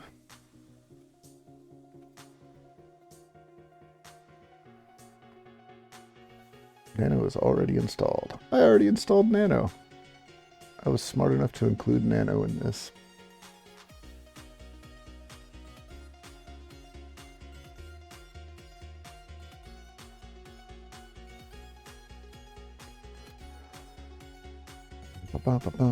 I need to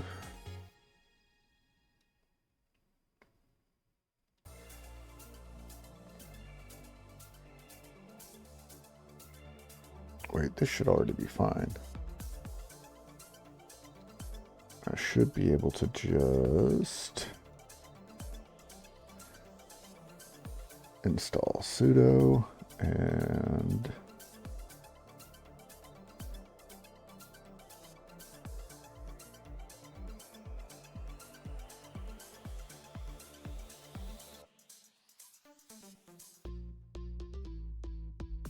what? Group add, options, group. All right. We just do it this way then.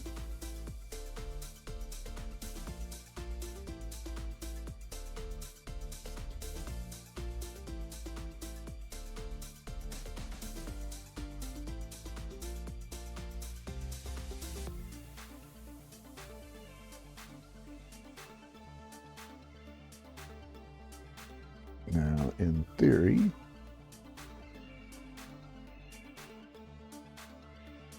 right control, left control, there we go. You can go away.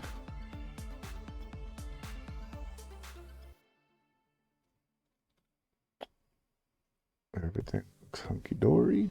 And password 123. And we're in. All right.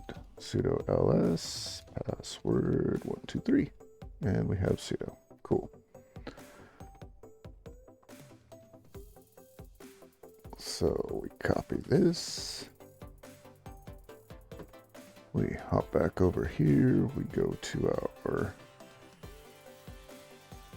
test, which is in, I put it in lab, right? Yeah.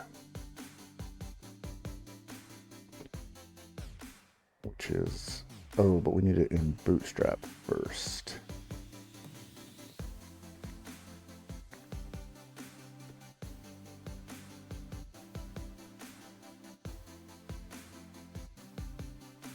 And -I is Bootstrap, site, no limits, become,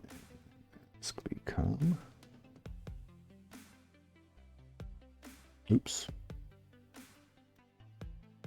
and it was password 123. Ooh, okay. Well, and that's why we did it. We want to make sure that I didn't typo something. Because as we know, oh wait, why? Oh, it doesn't even, it's not even supposed to be pulling this. Oh, because I have it in test. Let me just take you back out of test for now.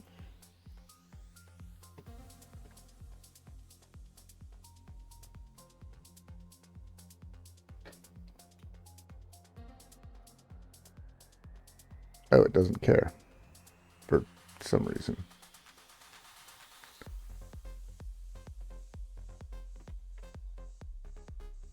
All right, so we're looking at test tasks main. That is, you can go away. You I still need. You I don't need. Don't need. We're here. All right, so what your problem is, allow inbound.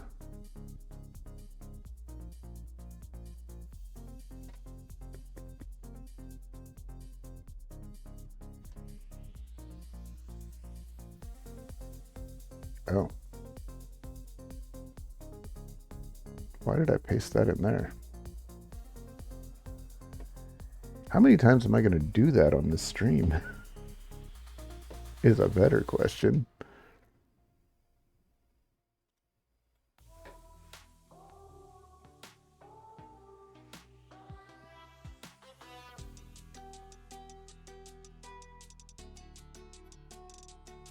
Copy. Okay, so we've got the copy files. Oh.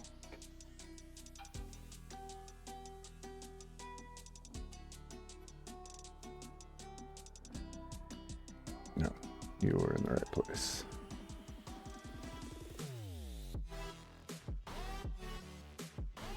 But you're not.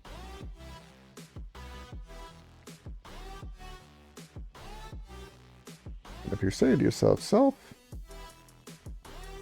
why is that a loop? I would agree with you. But it's a loop because I'm too lazy to change it from being a loop. That's why it's a loop.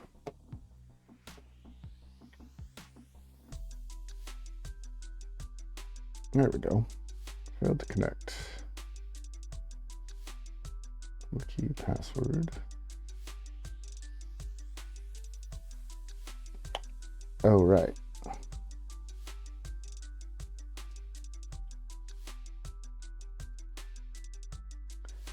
One, 2.2.113. Oops. It is password 123.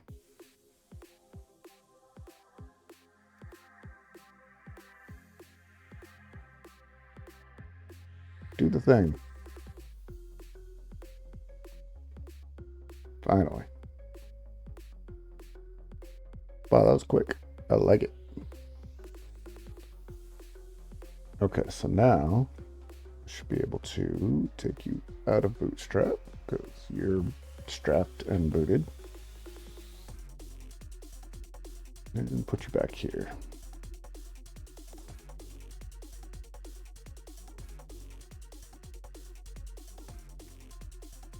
And we'll see what the result is.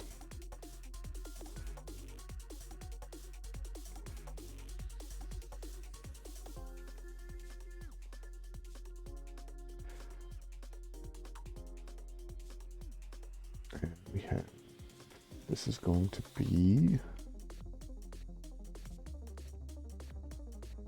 limit to test.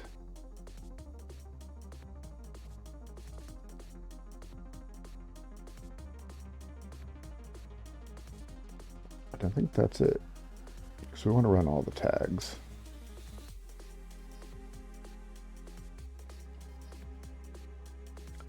Failed to find executable.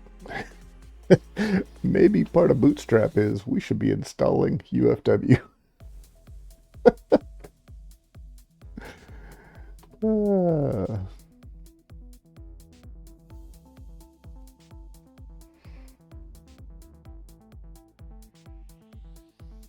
All right, let's that's dumb. You need to be root. Oh, yeah. I'm going to have to add become yes to all of those. No big deal. No big deal.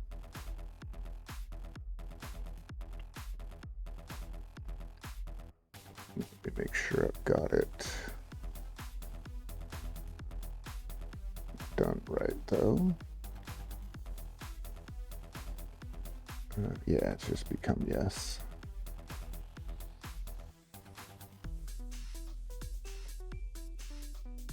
Why am I doing it that way? Y'all.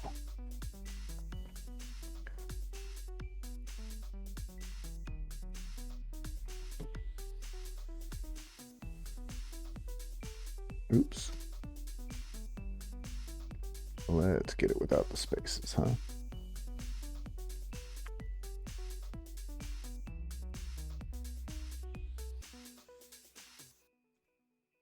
I mean, I guess I could just make it so that, yeah, exactly. I need to make sure that it's present before I, you know, details. We'll get there. Oh, wait, do I need to... Oh, I do need to become for that. And then we allow NTP. I'm probably going to find out that this should be before tags, but whatever. But you shouldn't be common. You should be Kubernetes only. That's okay. We're running all of them.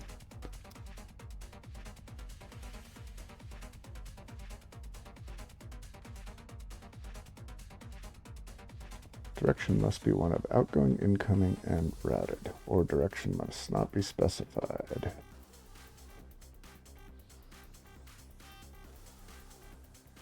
Great.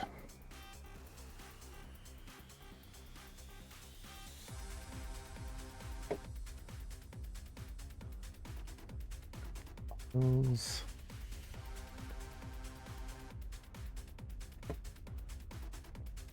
Going.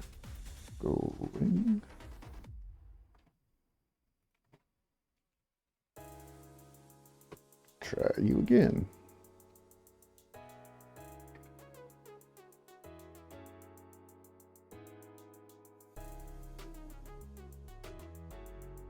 TP in.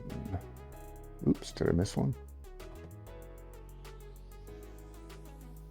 NTP out. NTP in. What?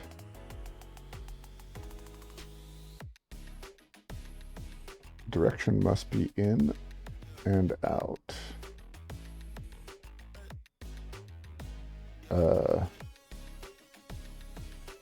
Didn't you just say the opposite of that?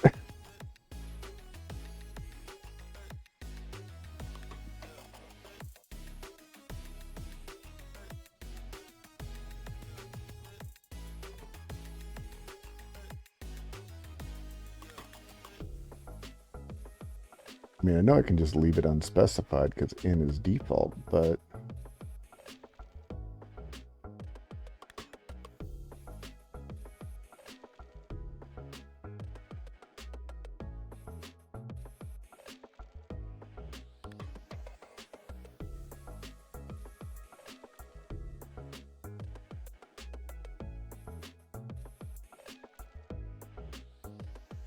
wait, so why does this one need to be incoming? I'm dumb. I absolutely use AI for development purposes because I am not a developer. And you know who is? AI. The AI is at least marginally better than I am.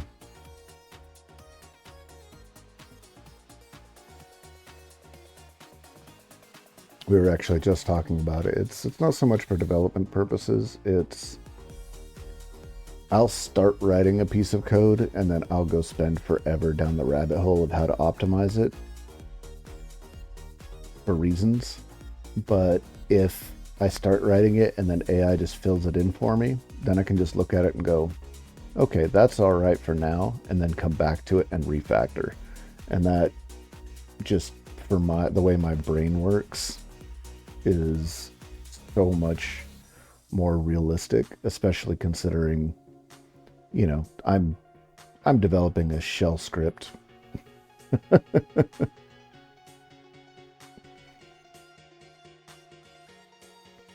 mean, if I were trying to write a code base that would be the next Marvel movie, all right, maybe I'll put more effort into learning it myself, but I'm just trying to make my life a little bit easier, and that, as near as I can tell, is the purpose of AI.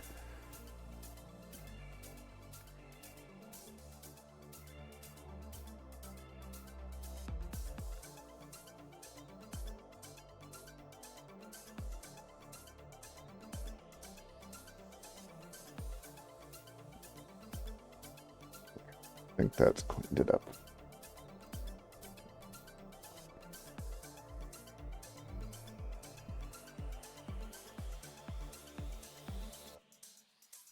Yes.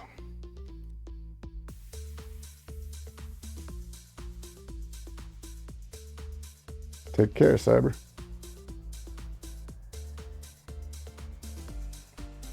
Have fun out there. And that's probably Tomato, that's probably exactly what's going on. It's free if you can find it. I mean, that's kind of what happened with OpenLens. Like, it's still open source if you can find it.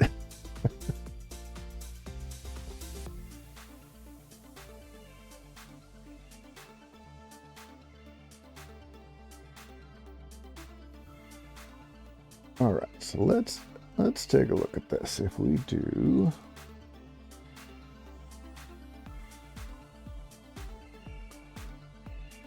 oops. Password. Oh, we need to enable it, don't we? So now, at the very end of all of this,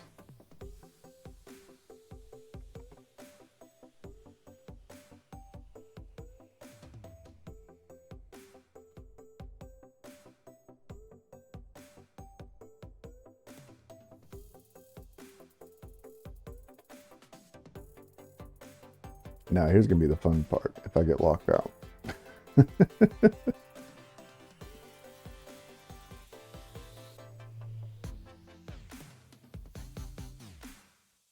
Failed.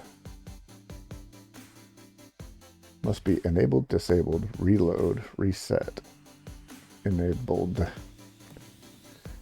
See? AI. Bit me in the butt right there.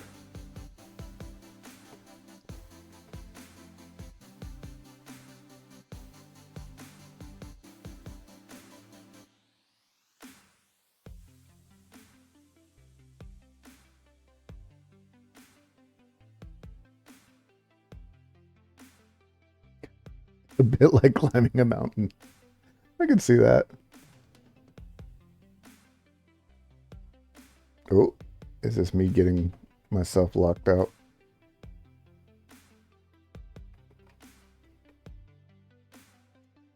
No, not yet.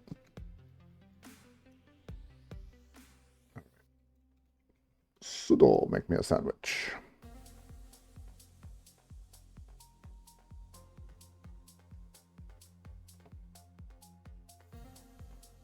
Compared to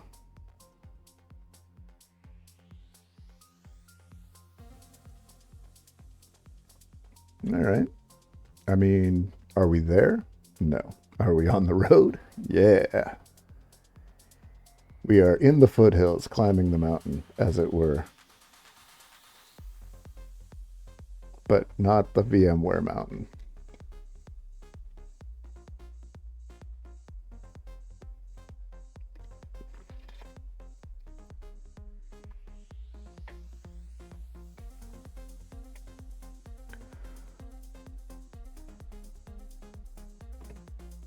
Let's just put these. Oh, you know what we want? Status. Verbose. Deny, deny, and disabled. Sweet.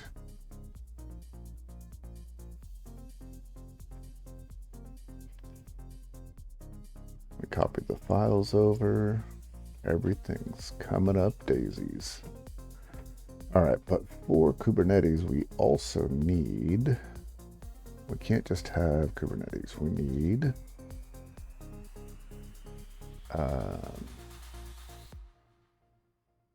oh yeah, that, and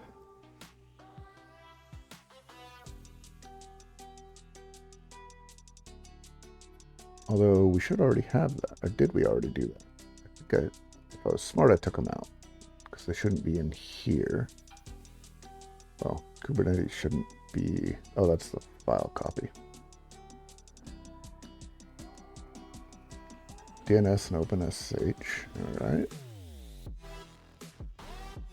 NTP both ways, cool. Then we have the agents. Kubernetes.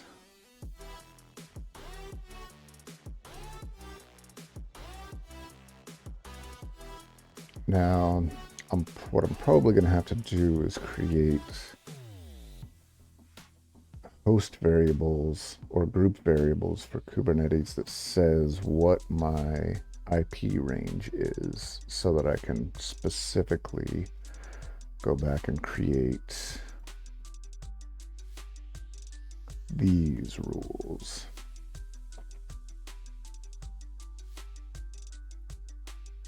And I probably have to put all of them in there. Although I don't have, oh, there it is, like a 10.4. I need to always allow anything to get to the 10.4. So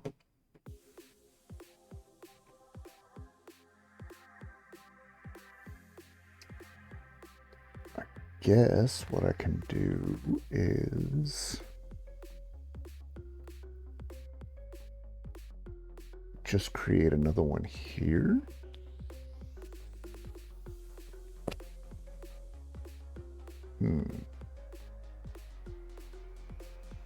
The one thing I'm not clear on yet in this whole process is it seems that I have to name these the same as the groups.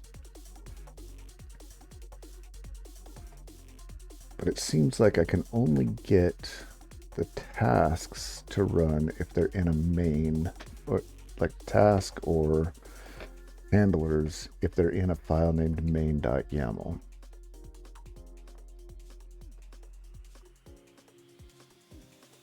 So how do I give the group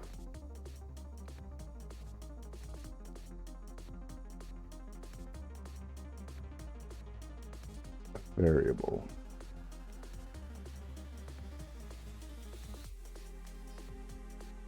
Like I've already got this planned for the individual devices where I use this to keep their icon.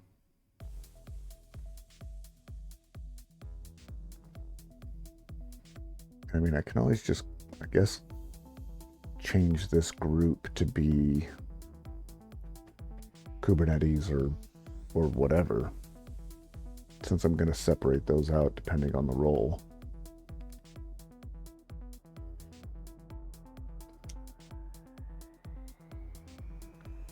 Although those IPs are going to be useful for more than just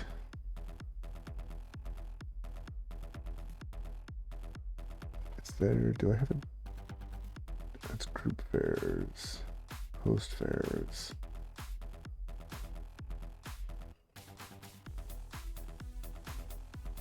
Rules task. I mean, it seems to me I can just put a variable here, right? Because that would be basically a global variable.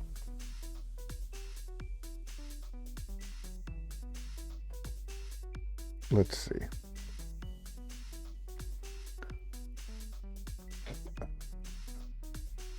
Let's call it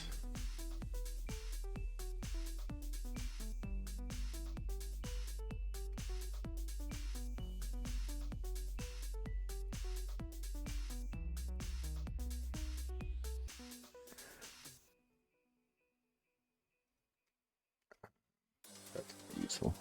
We're going to say 10.1.24.0 23. So in theory, if I go over here, back into roles, into test, and into main, I can say something like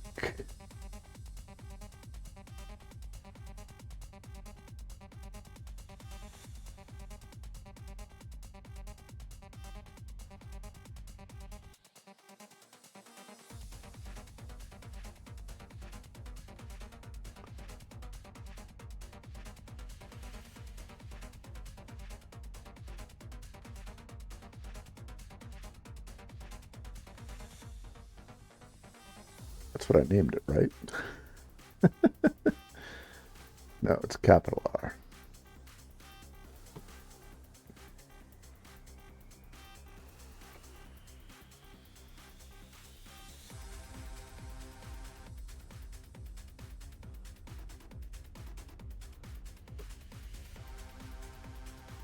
Well, it is funny that that's hanging still.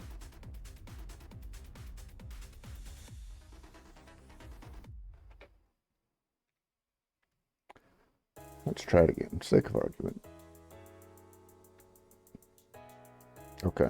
Yeah, I seem to remember that that was the case. That's not going to work. What about here? Nope.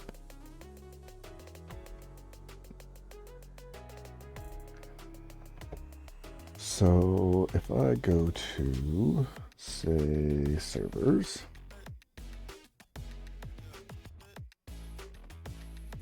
can I do it here?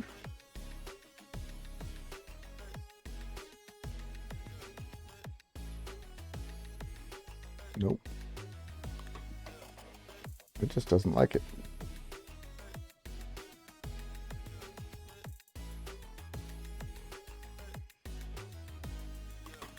So it seems like I really just have to put it here.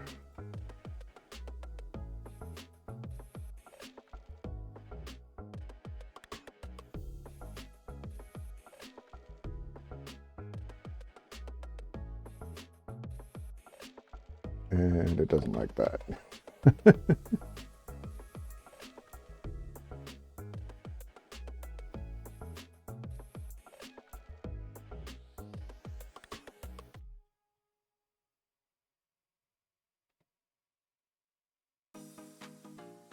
In from any to app. Okay.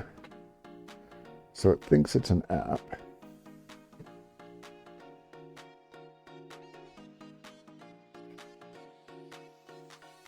Which makes sense. Of course it would think it's an app. I need to do the old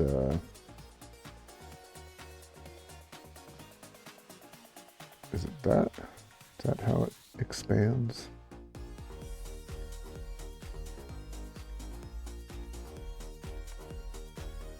Is that how you expand a variable?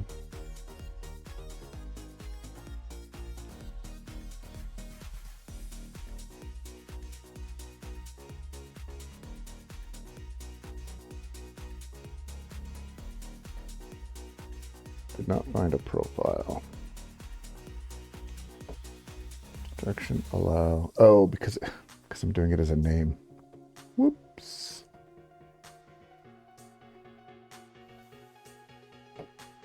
All right, let's look at.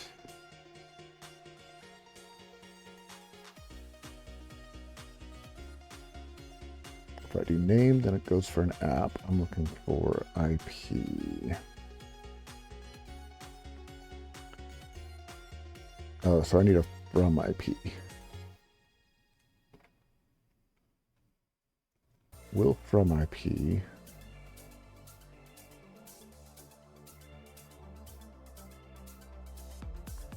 take elect 24? Let's see.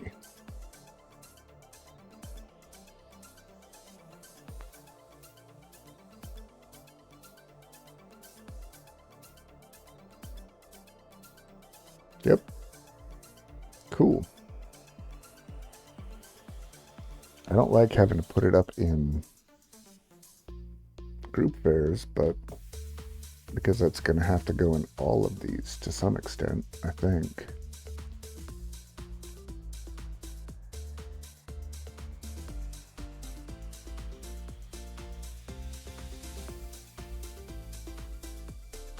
What I'm probably going to end up doing is have Bootstrap actually create a file so that if that file's there, because there are cases where the user might be there, but if I have it so I've created the file, and maybe there's like a version in that file or something so that I can keep track of it when it was bootstrapped Although I guess that doesn't matter. I don't know. It's a work in progress. A mental work in progress.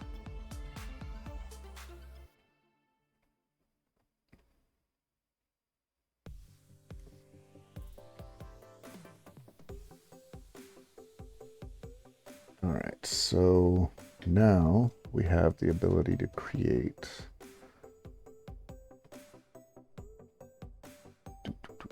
we need you. Now we have the ability to create these. So I guess I just add a numerical value.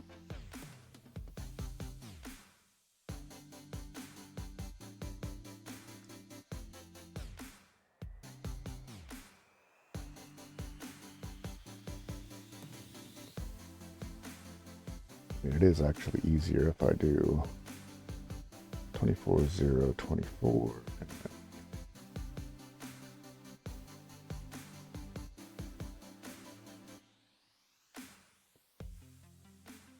And 3. Wow, it really tried to take off and do something there, didn't it? 10.2.100.024. 4 is 10.4.0.016.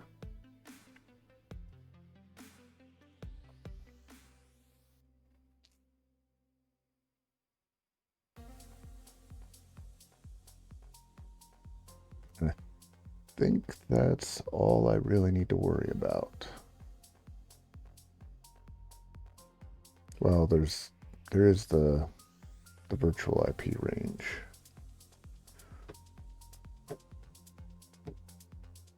May as well include that just for the sake of arguments.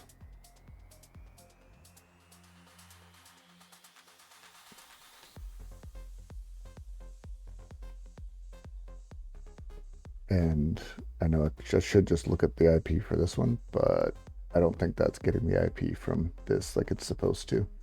Like I said, I normally have done this on a different machine, and I haven't really put a lot of work into. I mean, it's virtual. It's meant to be set up, destroyed, what have you. But if I'm using it to test things on my network, it's better if it's using the same stuff as my network. Hey, why is Vert's not even in here? That needs to be fixed. Huh.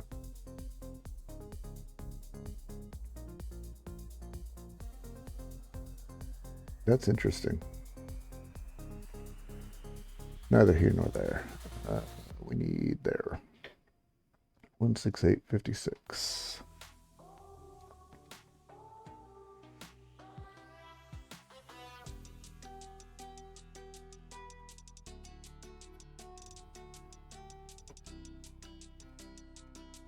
Although I feel like maybe I should, instead of 1, 2,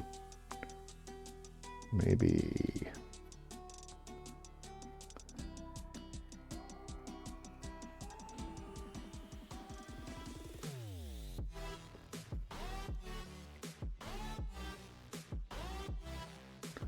yeah, that makes it better. Then at least they make sense.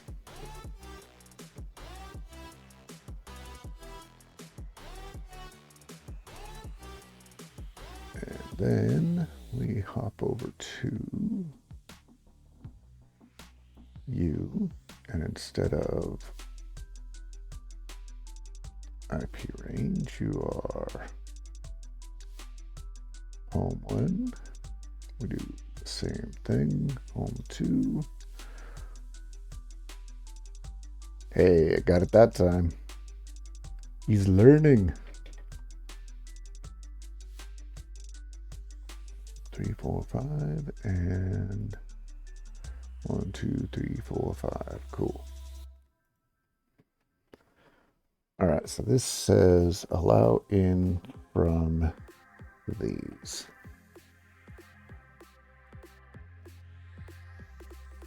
Yes. I need to make a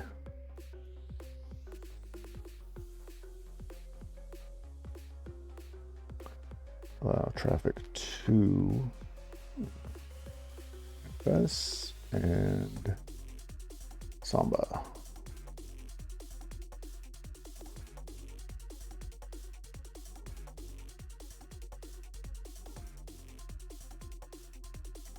It's not in though, it's going to be out.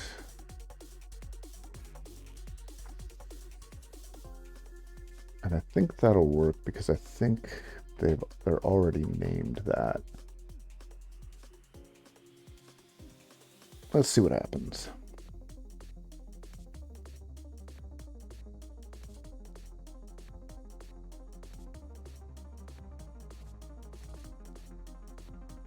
Ooh, didn't like that one.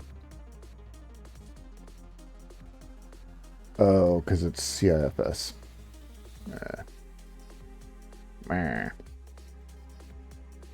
Try that again. That'll probably work.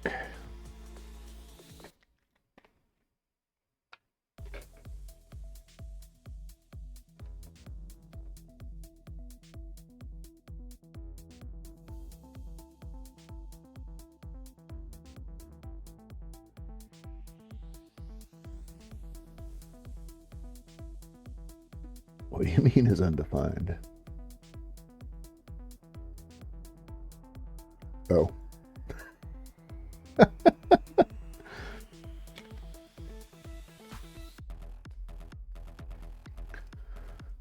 Details. We have attentions.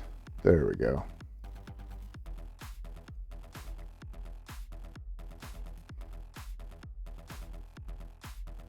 I mean, you got to take the username seriously, right?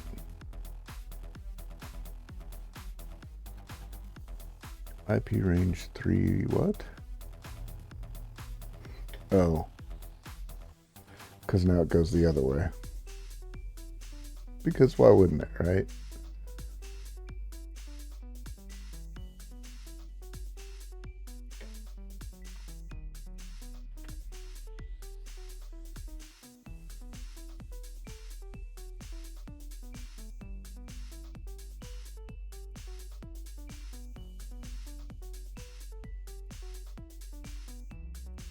Victory!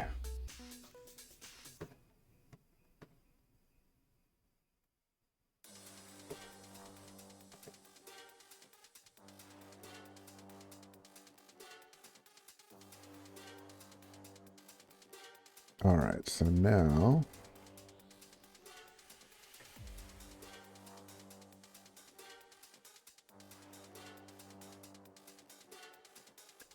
it's looking a bit more like the other one, isn't it?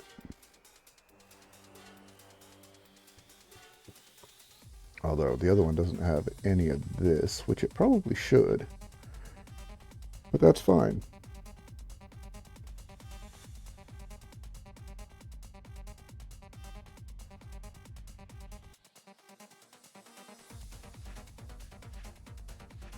Oop. Burb. Gotta take care of something real quick.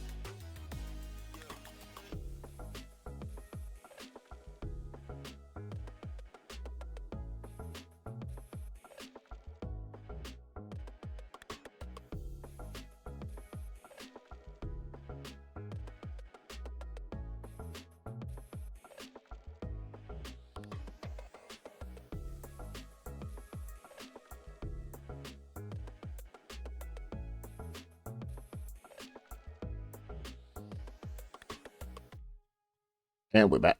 Wow. Okay.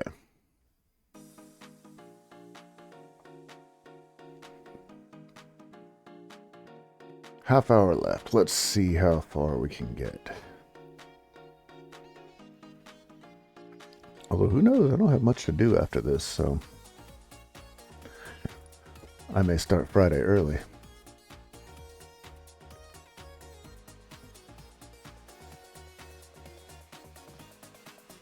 Okay, so... Oh man, I completely forgot to make notes for today. I don't think I copied yesterday's notes up either.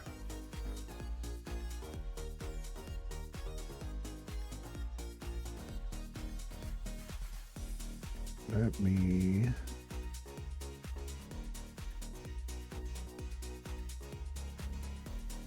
We'll save you. And save as. 30. And then we'll clean all this garbage up.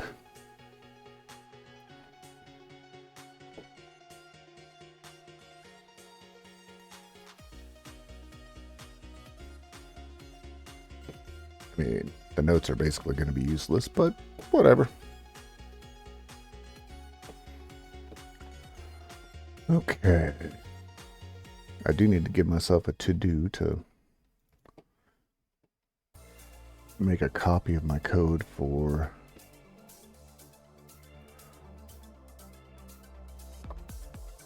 GitHub.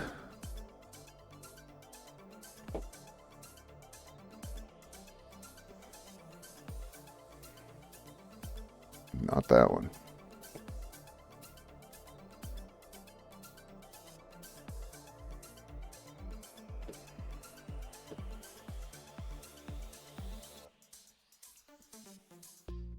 All right, let's see what we got. Hey, wait a minute.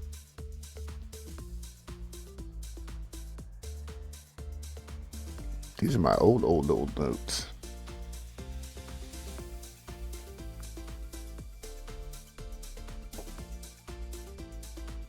All right, fine. Okay, so now we got 2. This is fine. We're fine. Everything's fine.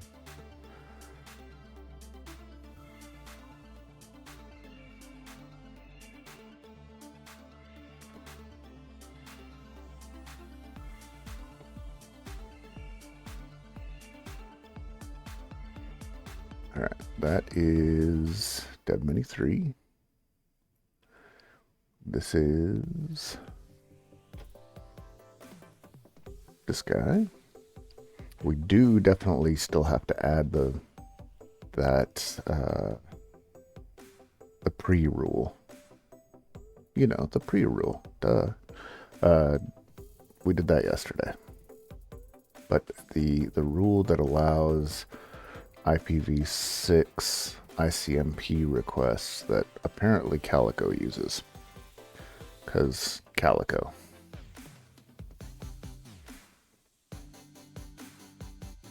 Alright, so I'm backwards. Have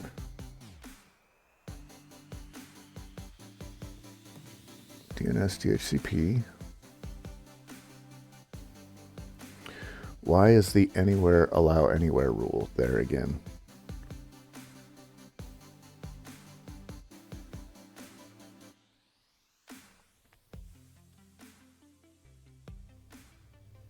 I need to get rid of that rule. Like, what is the point? So how do I make it so that my handy dandy script will check for that and get rid of it?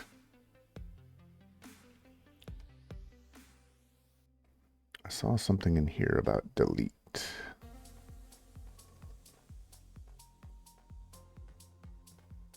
Deny, deny, deny. Deny. Where's delete? All right. if delete equals true and value is provided for insert, then insert is ignored.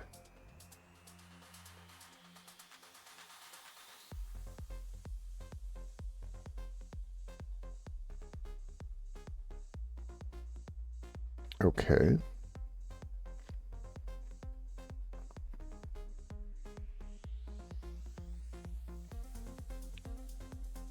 So how do you use it? Allow everything and enable. Okay. Set logging. We can deal with that.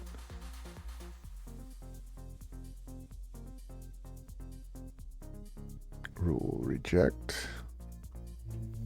Okay. Allow. Here we go.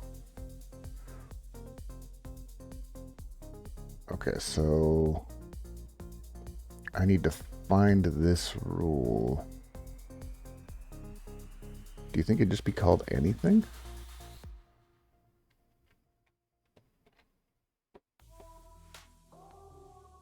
Let's see.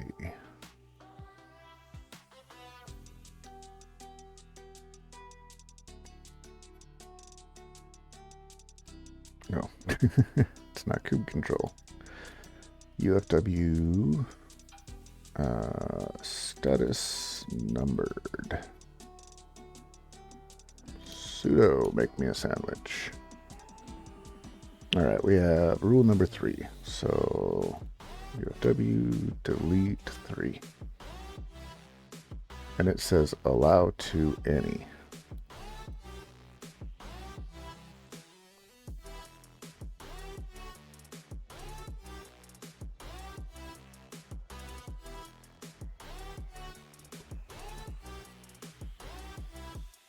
So if I do UFW delete any, no, delete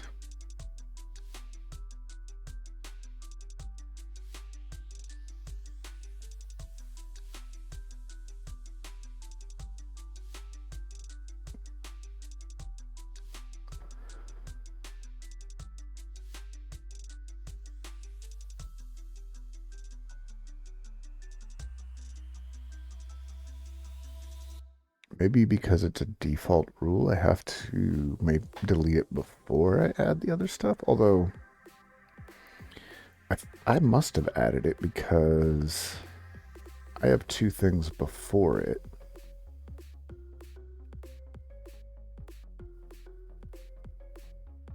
So there must be something in here because it does DNS SSH. And then I set it to deny. I bet when I set it to deny, it creates that rule.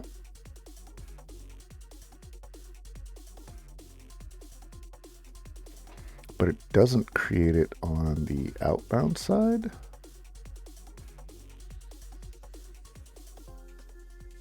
FS, okay.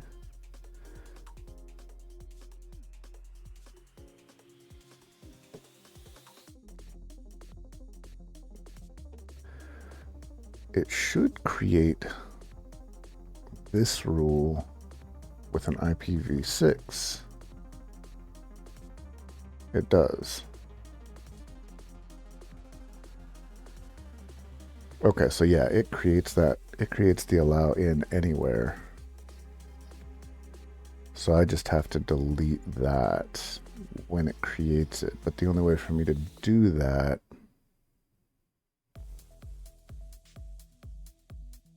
is to delete it before I put anything else in.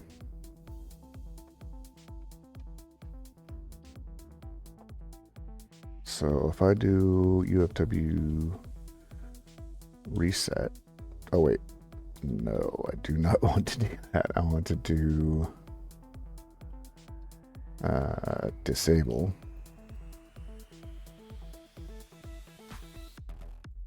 And then reset.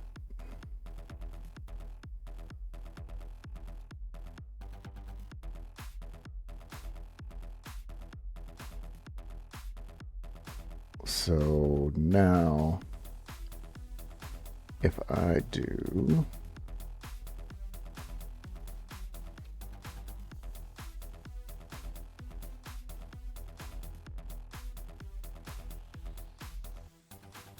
I need to enable, disable, oh yeah, default inbound deny.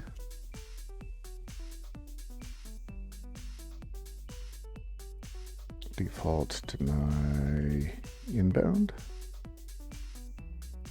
Default deny. But that should work for both.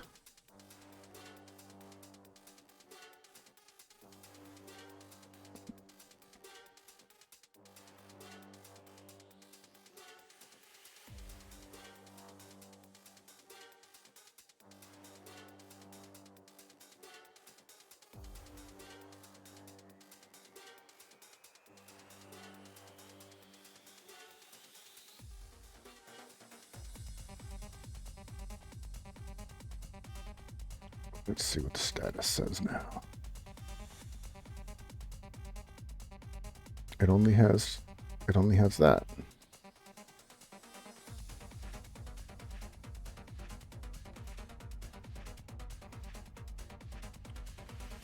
I've set it to default deny.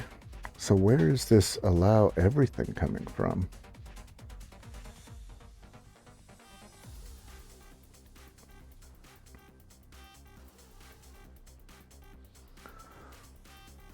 So I set default to deny, default out to deny.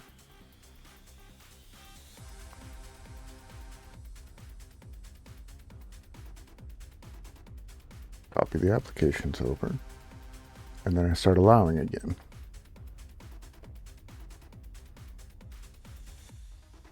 And I have DNS, SSH, and then it goes to Kubernetes.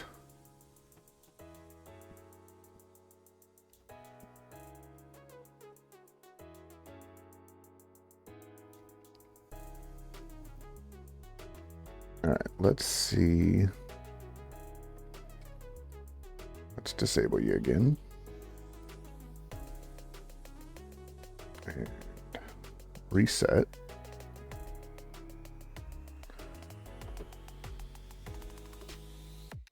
And run it again. This will tell us for certain if we're putting that in somehow.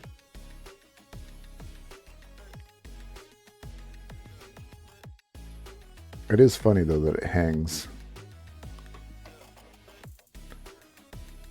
I wonder if there's some reason for that.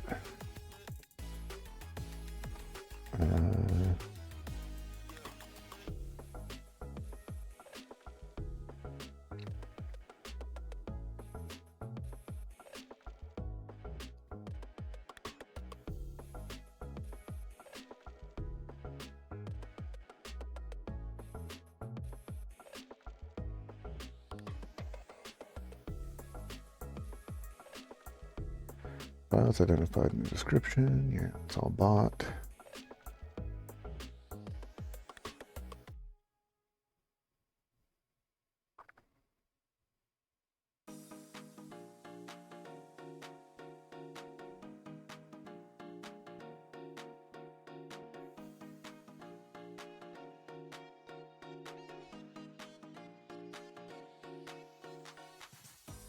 UFW state equals enabled.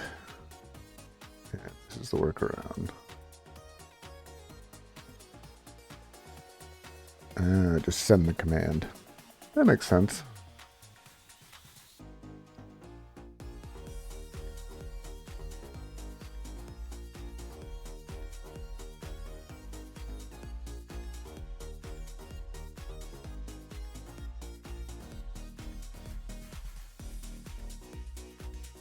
Oof, no thanks.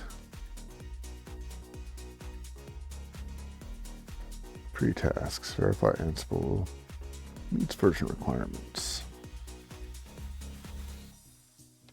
I probably need some pre-tasks on here, like, is UFW installed? Uh,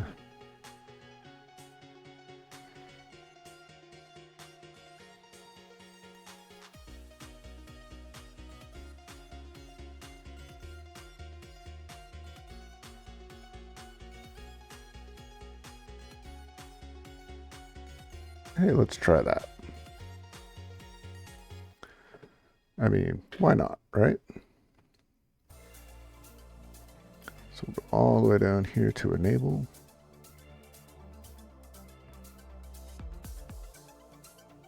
And see how that goes.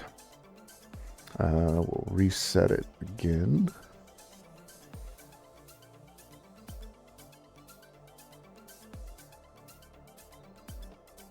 And let's run it.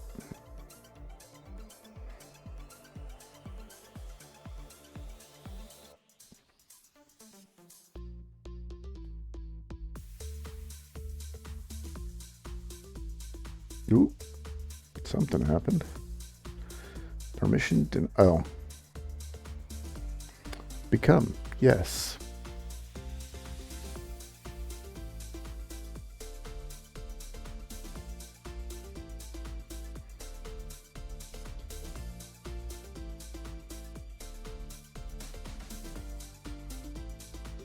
We're probably going to have to disable and reset.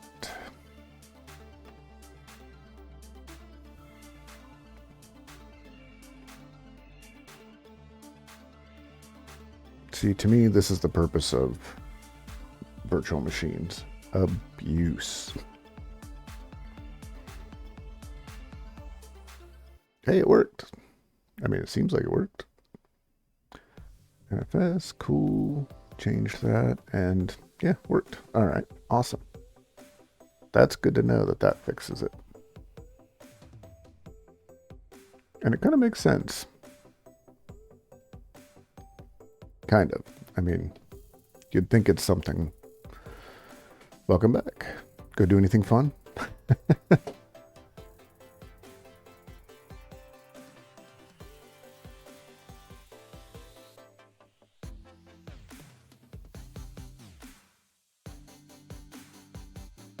Soup. What kind of soup you get?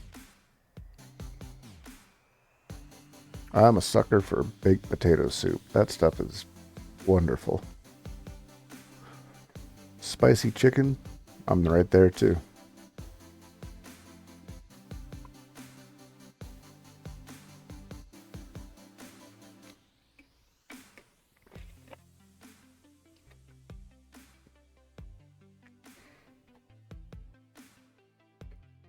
I feel like I should call this the talking about lunch or dinner hour. A lot of vegetables, masa, and meat. It's got masa. Is it like red vegetables like tomatoes and like carrots and that sort of stuff? Or is it more like the green style?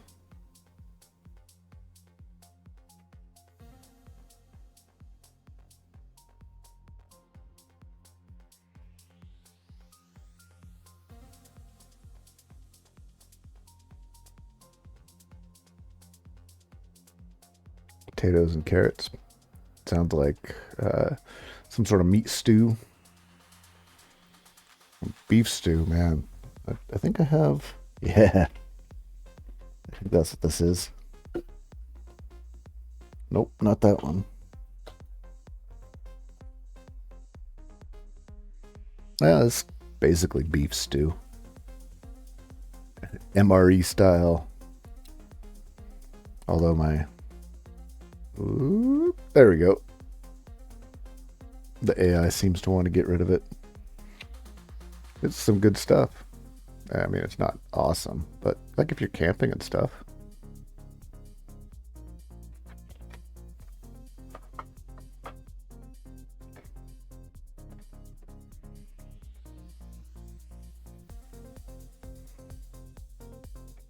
It It is army food. It's exactly what it is. Good catch. There was a company that was doing a sale on just the entree, an entree and a dessert, and it was like $2 or something. So I bought a stack of them because why not? Some of them aren't bad.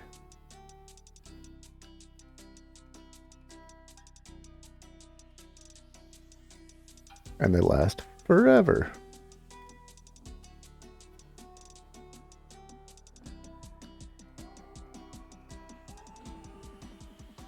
I mean, it doesn't hold a candle to homemade, right?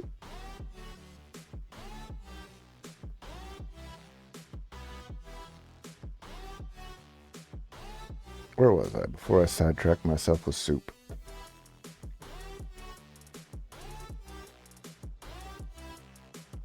Oh yeah, we got that fixed. We want to make sure that UFW is installed, right?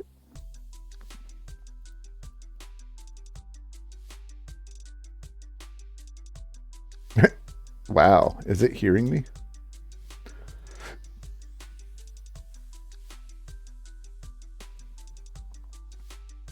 State to present. Update cache.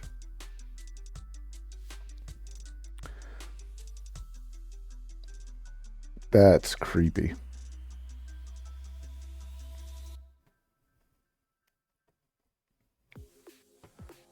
So now,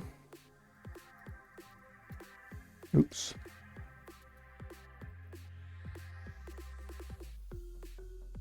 Yes.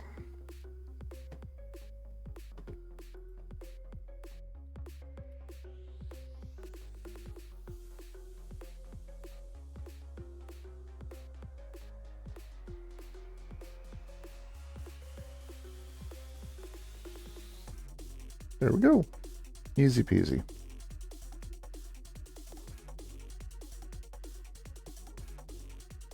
Oh, why is it hanging there?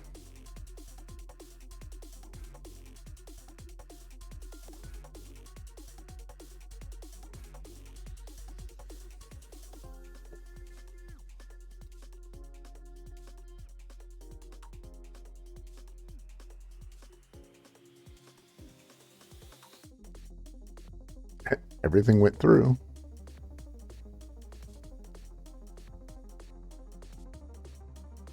Which is kind of funny. It just doesn't realize it. So do I need to do this all the way back at the beginning?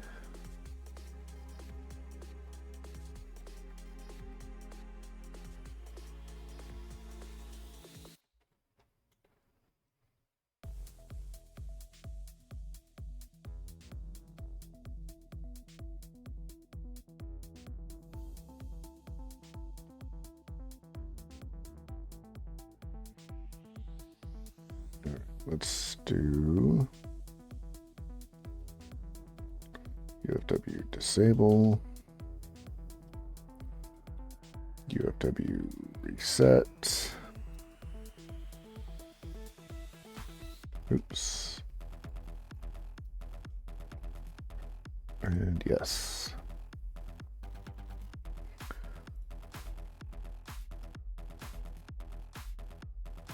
Oop.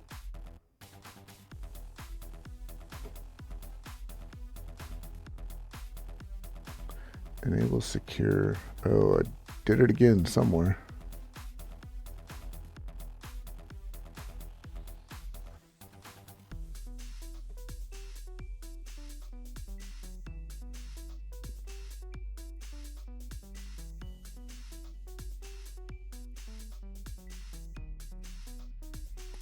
It was enable secure agent outbound. Okay.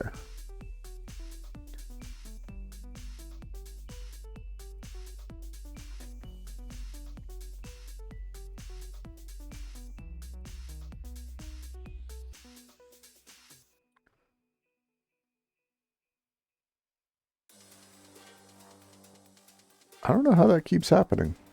Like, I'm not hitting delete. It's beginning to weird me out a little bit.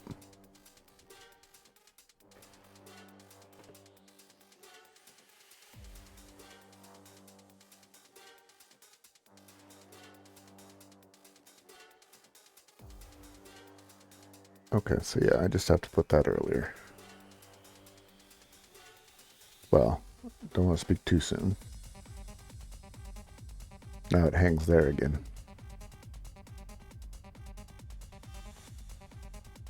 That's weird.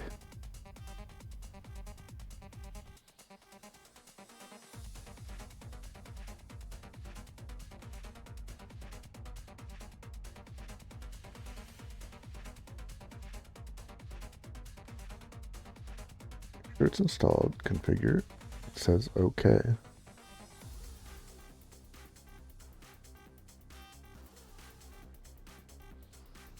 Oh, okay. So it's not even changing. It's just saying that, yeah, it's that's already set. Oh, there we go. And then it's done. I'm just impatient. I can accept that.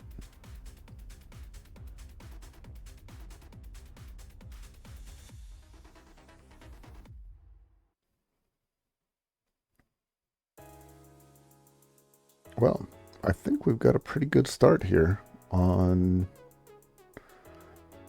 automating the firewall. I don't think we got everything just yet. I mean, I don't think we have everything actually on here either, because this is still coming up. How dare you?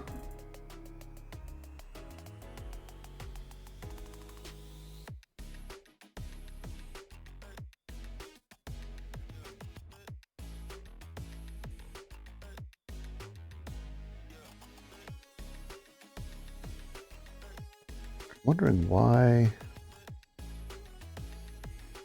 is this even a thing?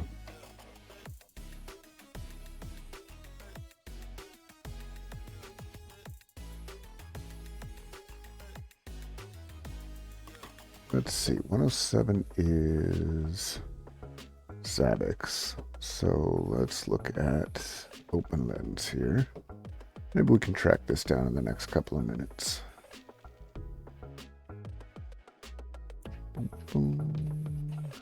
Oh yeah, you're in Wandering. You're on DevMini 1.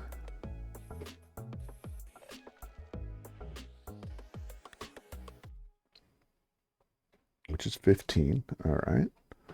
So it's going to the right one, or it is coming from where it says it's coming from.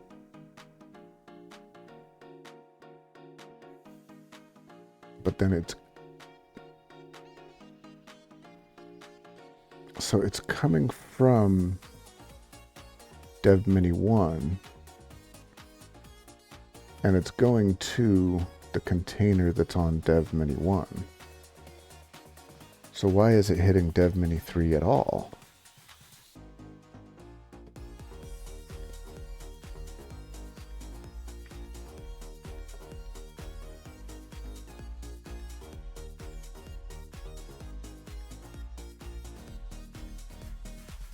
That's strange.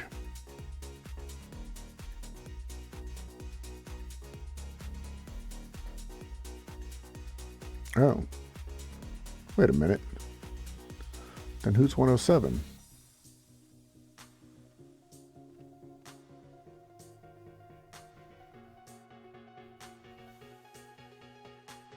Okay, so it's coming from... I'm looking at the wrong thing. Why did I think that was Zabbix? Do I still have that as Zabbix in here? I do. Then why do you have this?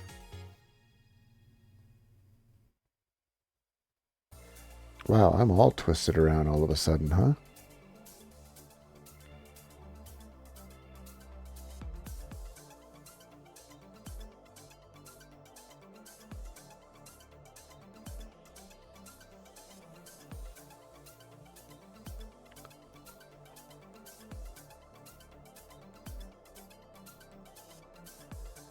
I mean, either way, it's still enabled. It doesn't really matter which one it is, but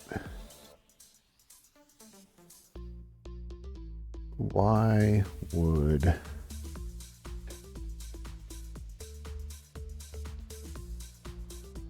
dev mini 3? Well, where is...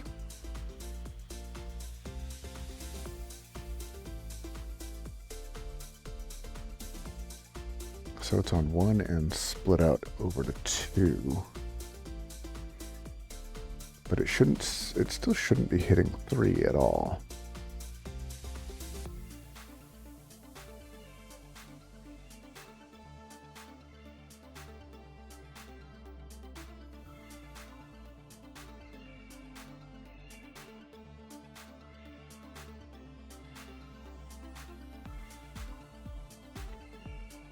I don't see 150 anywhere. I think I may have a misconfigured agent.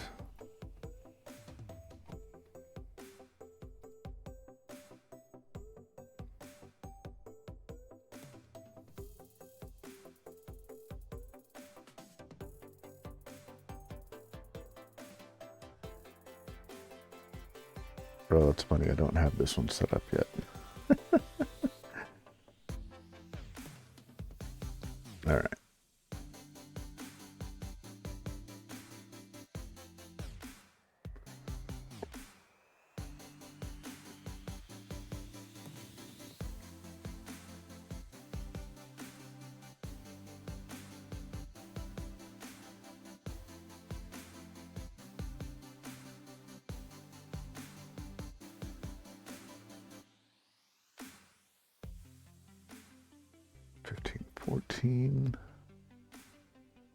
You're going to 109.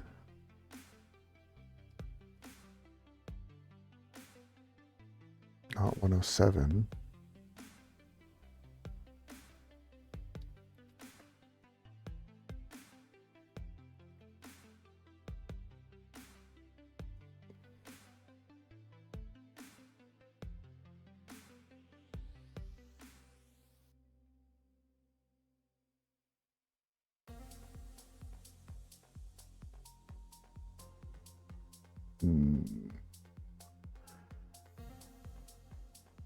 That's not going to give me a whole lot of...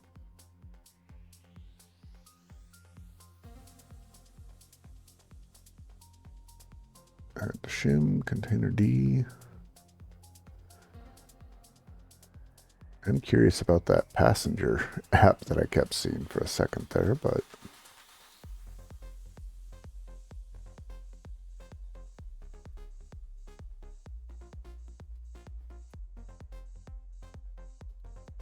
This is going to be...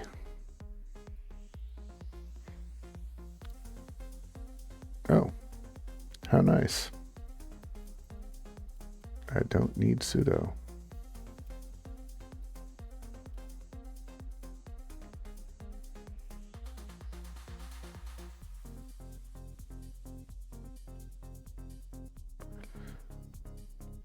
Oh, it's net dash tools.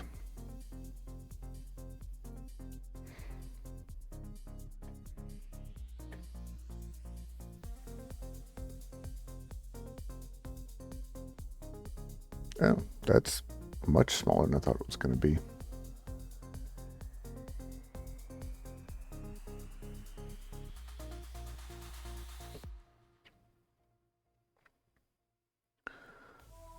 You're not sending anything out.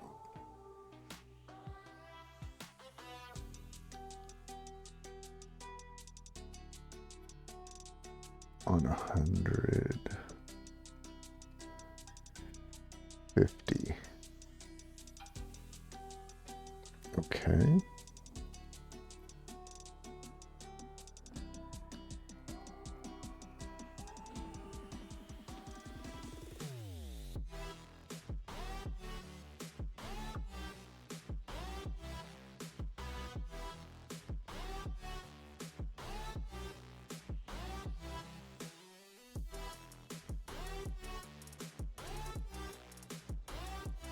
That's it, huh?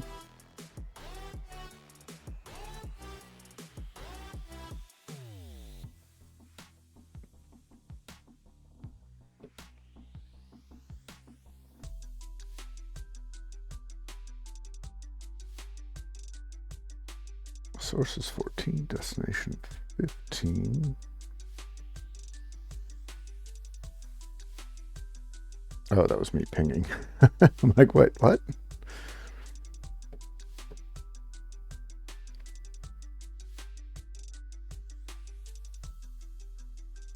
I swear that that's Waza, but or not. That's Zabbix.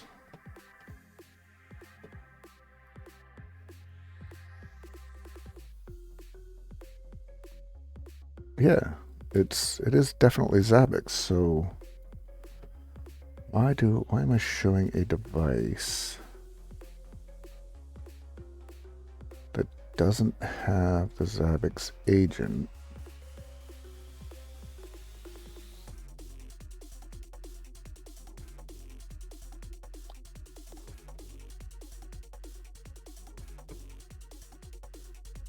Sending data to 107. Actually, you know what? I don't doubt that I have a number of Zabbix agents out there that are configured to point at 107, because I think 107 used to be my Zabbix, but it's still sending to the wrong thing. Or it's saying it's from the wrong thing.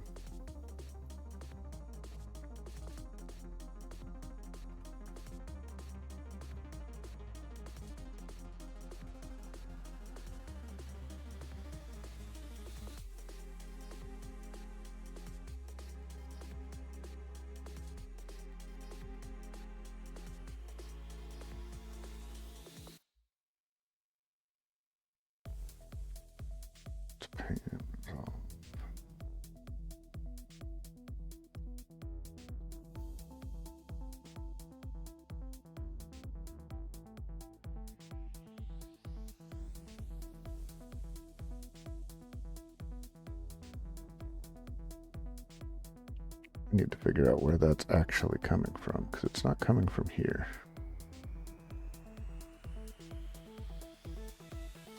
And I feel like it's probably just a badly configured agent, and it's probably sending its agent as being from this IP.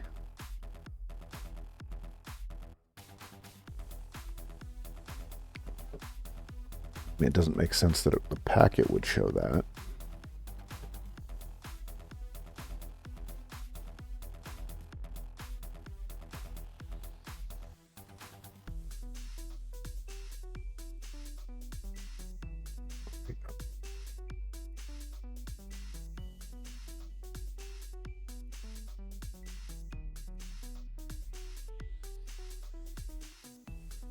But that is not the right one there. So it's definitely not coming from that. And these guys aren't giving anything else. Okay.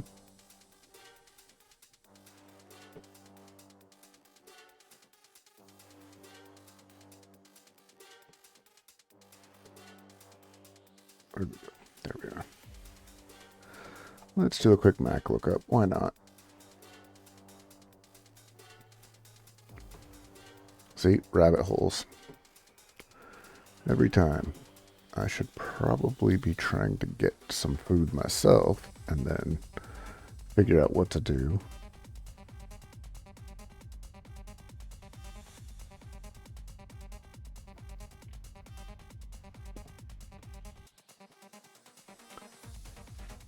Okay, that is an Apple device. So it's one of them. Good to know. It's just not this one.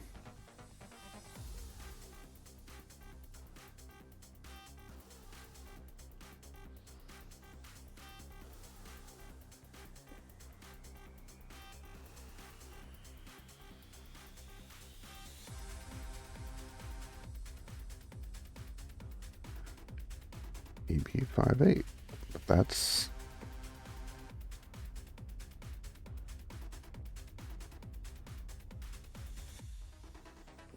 not it either.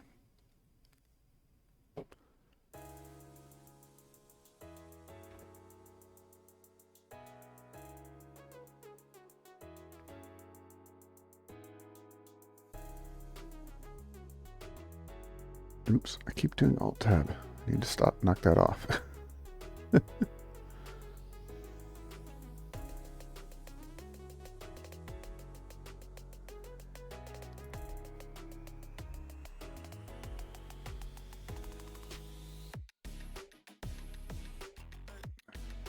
Okay.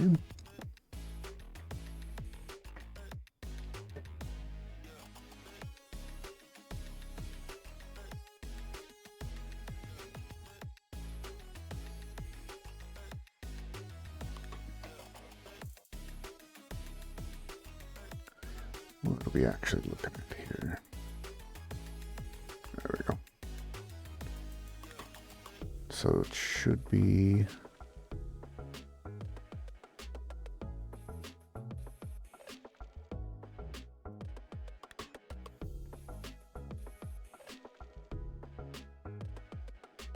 it's too long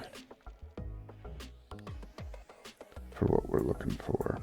I mean, that's an accurate MAC address. So why is this not giving me the MAC address?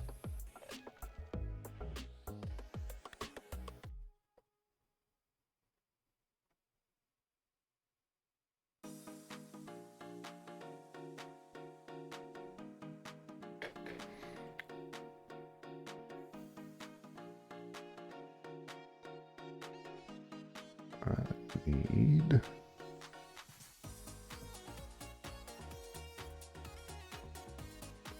PCI, Ethernet. Nope, that's not giving me what I need.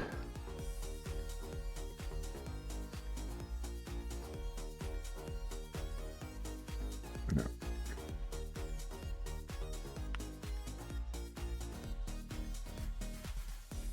All right, now I need to look that up too.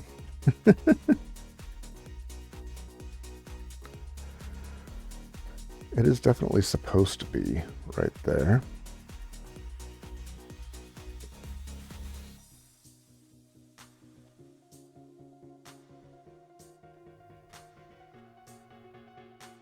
Yeah, that's what I'm looking at.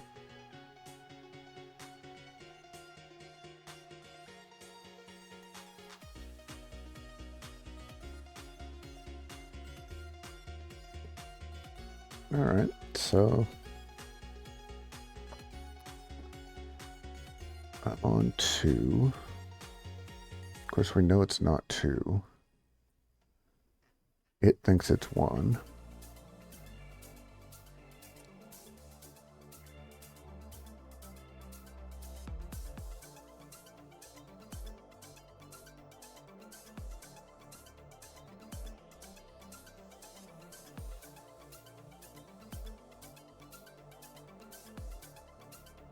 That one's actually giving me a partial. Well, a partial that's attached to Calico.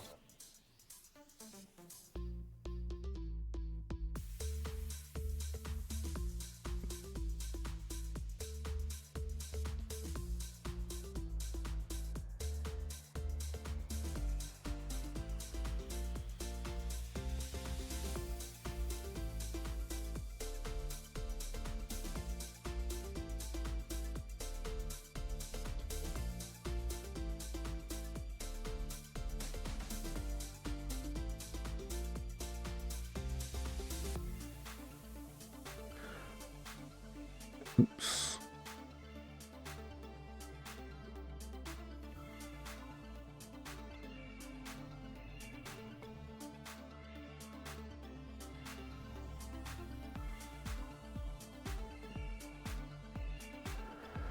Ten 9ADD. 10 9ADD. Okay. Nope, it is coming from there.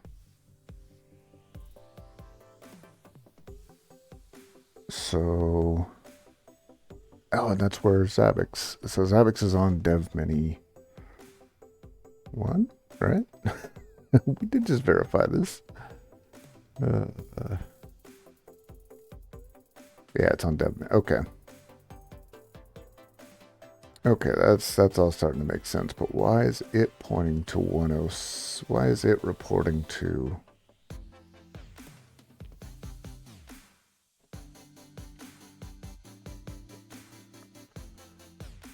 Let's see. Is there something in here? I don't think I was dumb enough to use a Helm chart for Zabbix. No. Okay.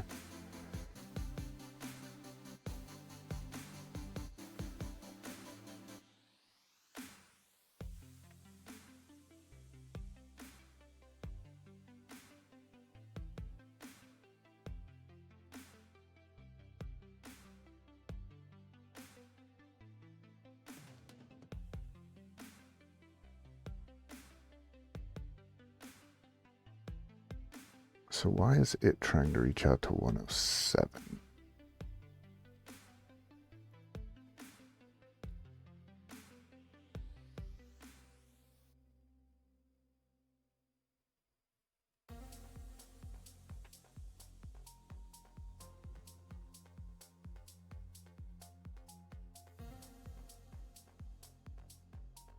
I'm wondering if this is just Calico routing weirdness.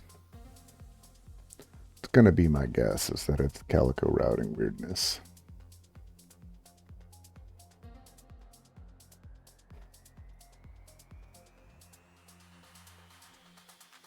Oh, come on.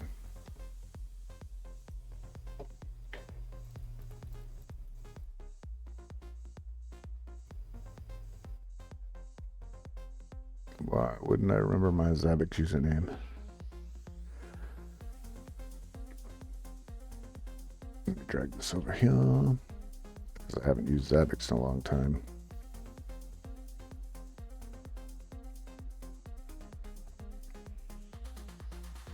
Oh, you know what? I bet it's still a default.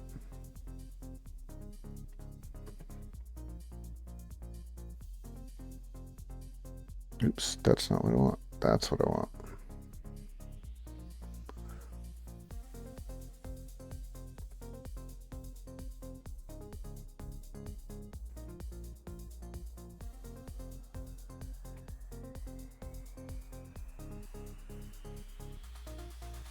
That data status not needed.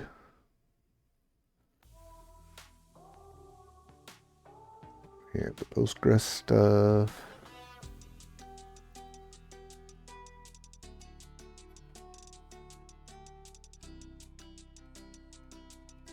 Or not.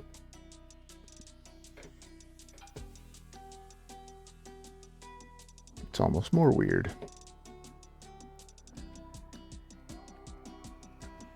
Let's try one of these other ones.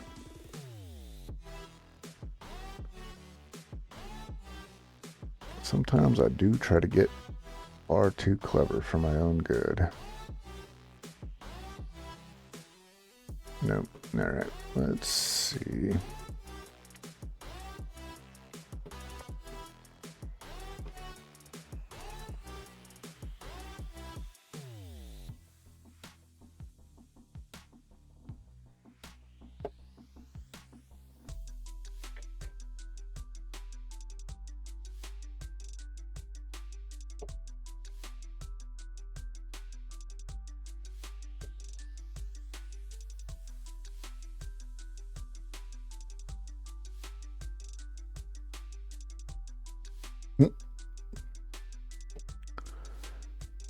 Okay, fine. Fine. 2 failed login attempts. Who could that be?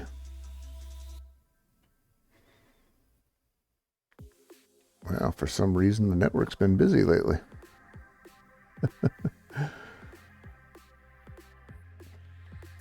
So we want to go to hosts.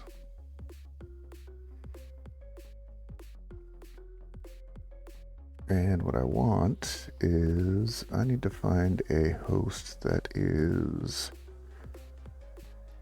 missing?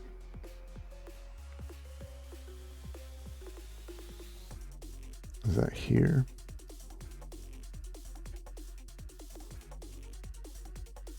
Yeah, this is the worst though. It keeps discovering various Kubernetes hosts, and well, let's just say that's entertaining.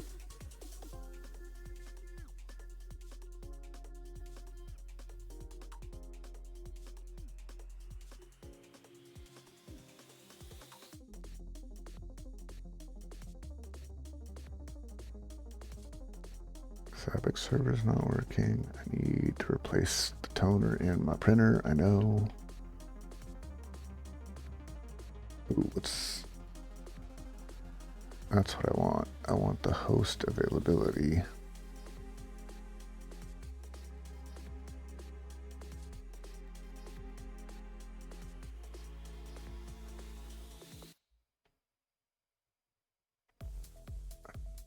Let's go with this. No. Let's go with Linux servers.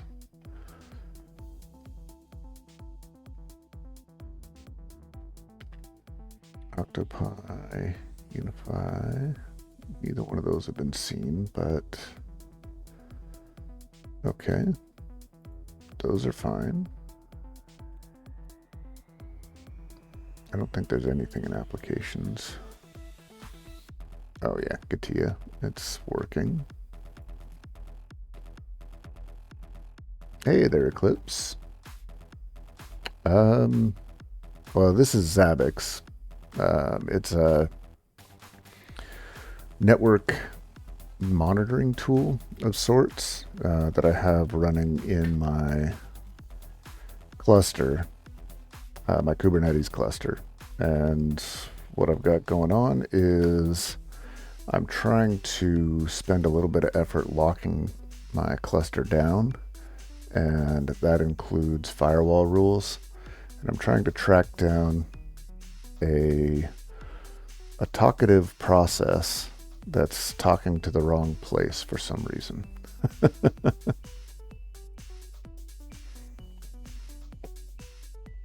And I'm actually about a half hour overdue. But I think I'm going to keep working on this for a little bit. Probably not too much longer, though. How are you doing?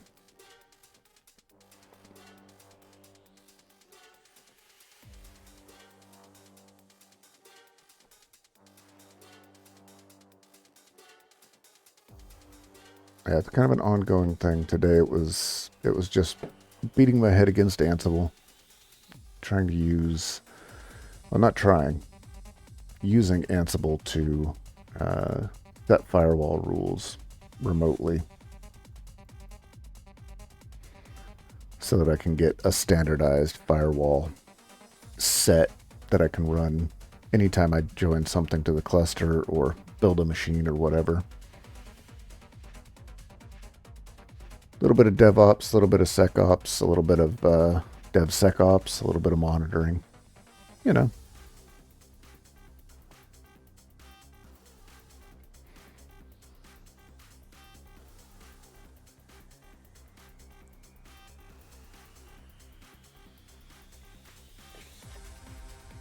But it's very likely I'll be switching over to 7 Days to Die at some point, because I'm feeling like playing some games.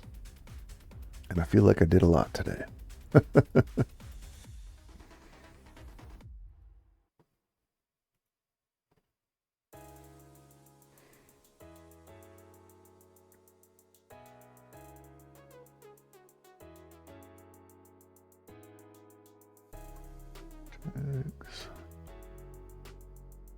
No, find a particular host or host group.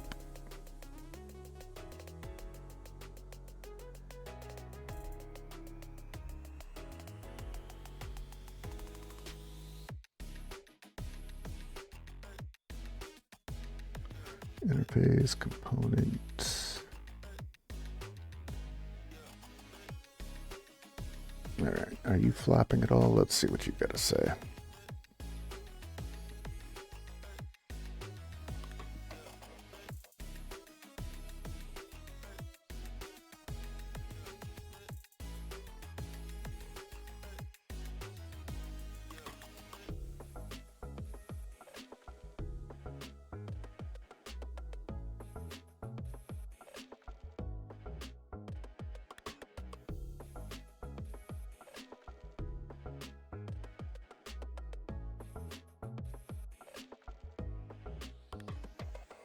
All I care about is problems.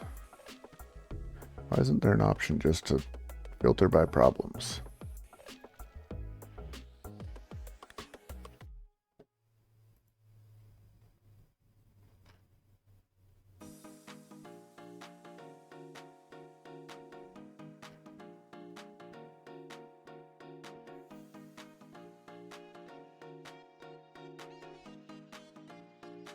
All right.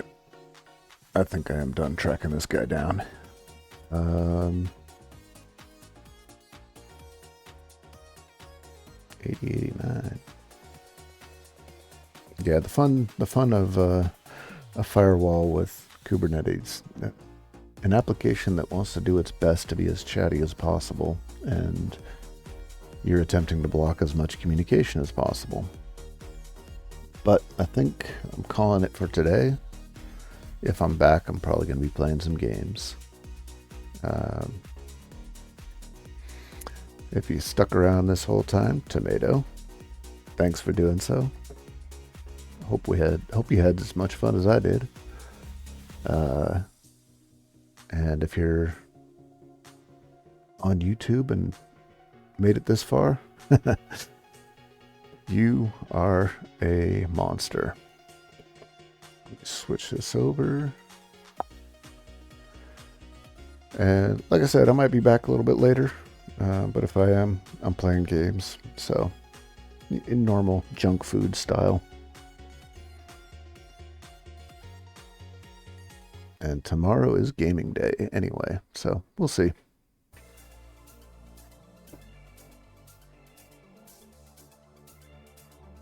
If I don't see you, I'll see you. Oh, and thanks for the follow, Eclipse. Eclipse Proton. Can always use more of those. Just saw that.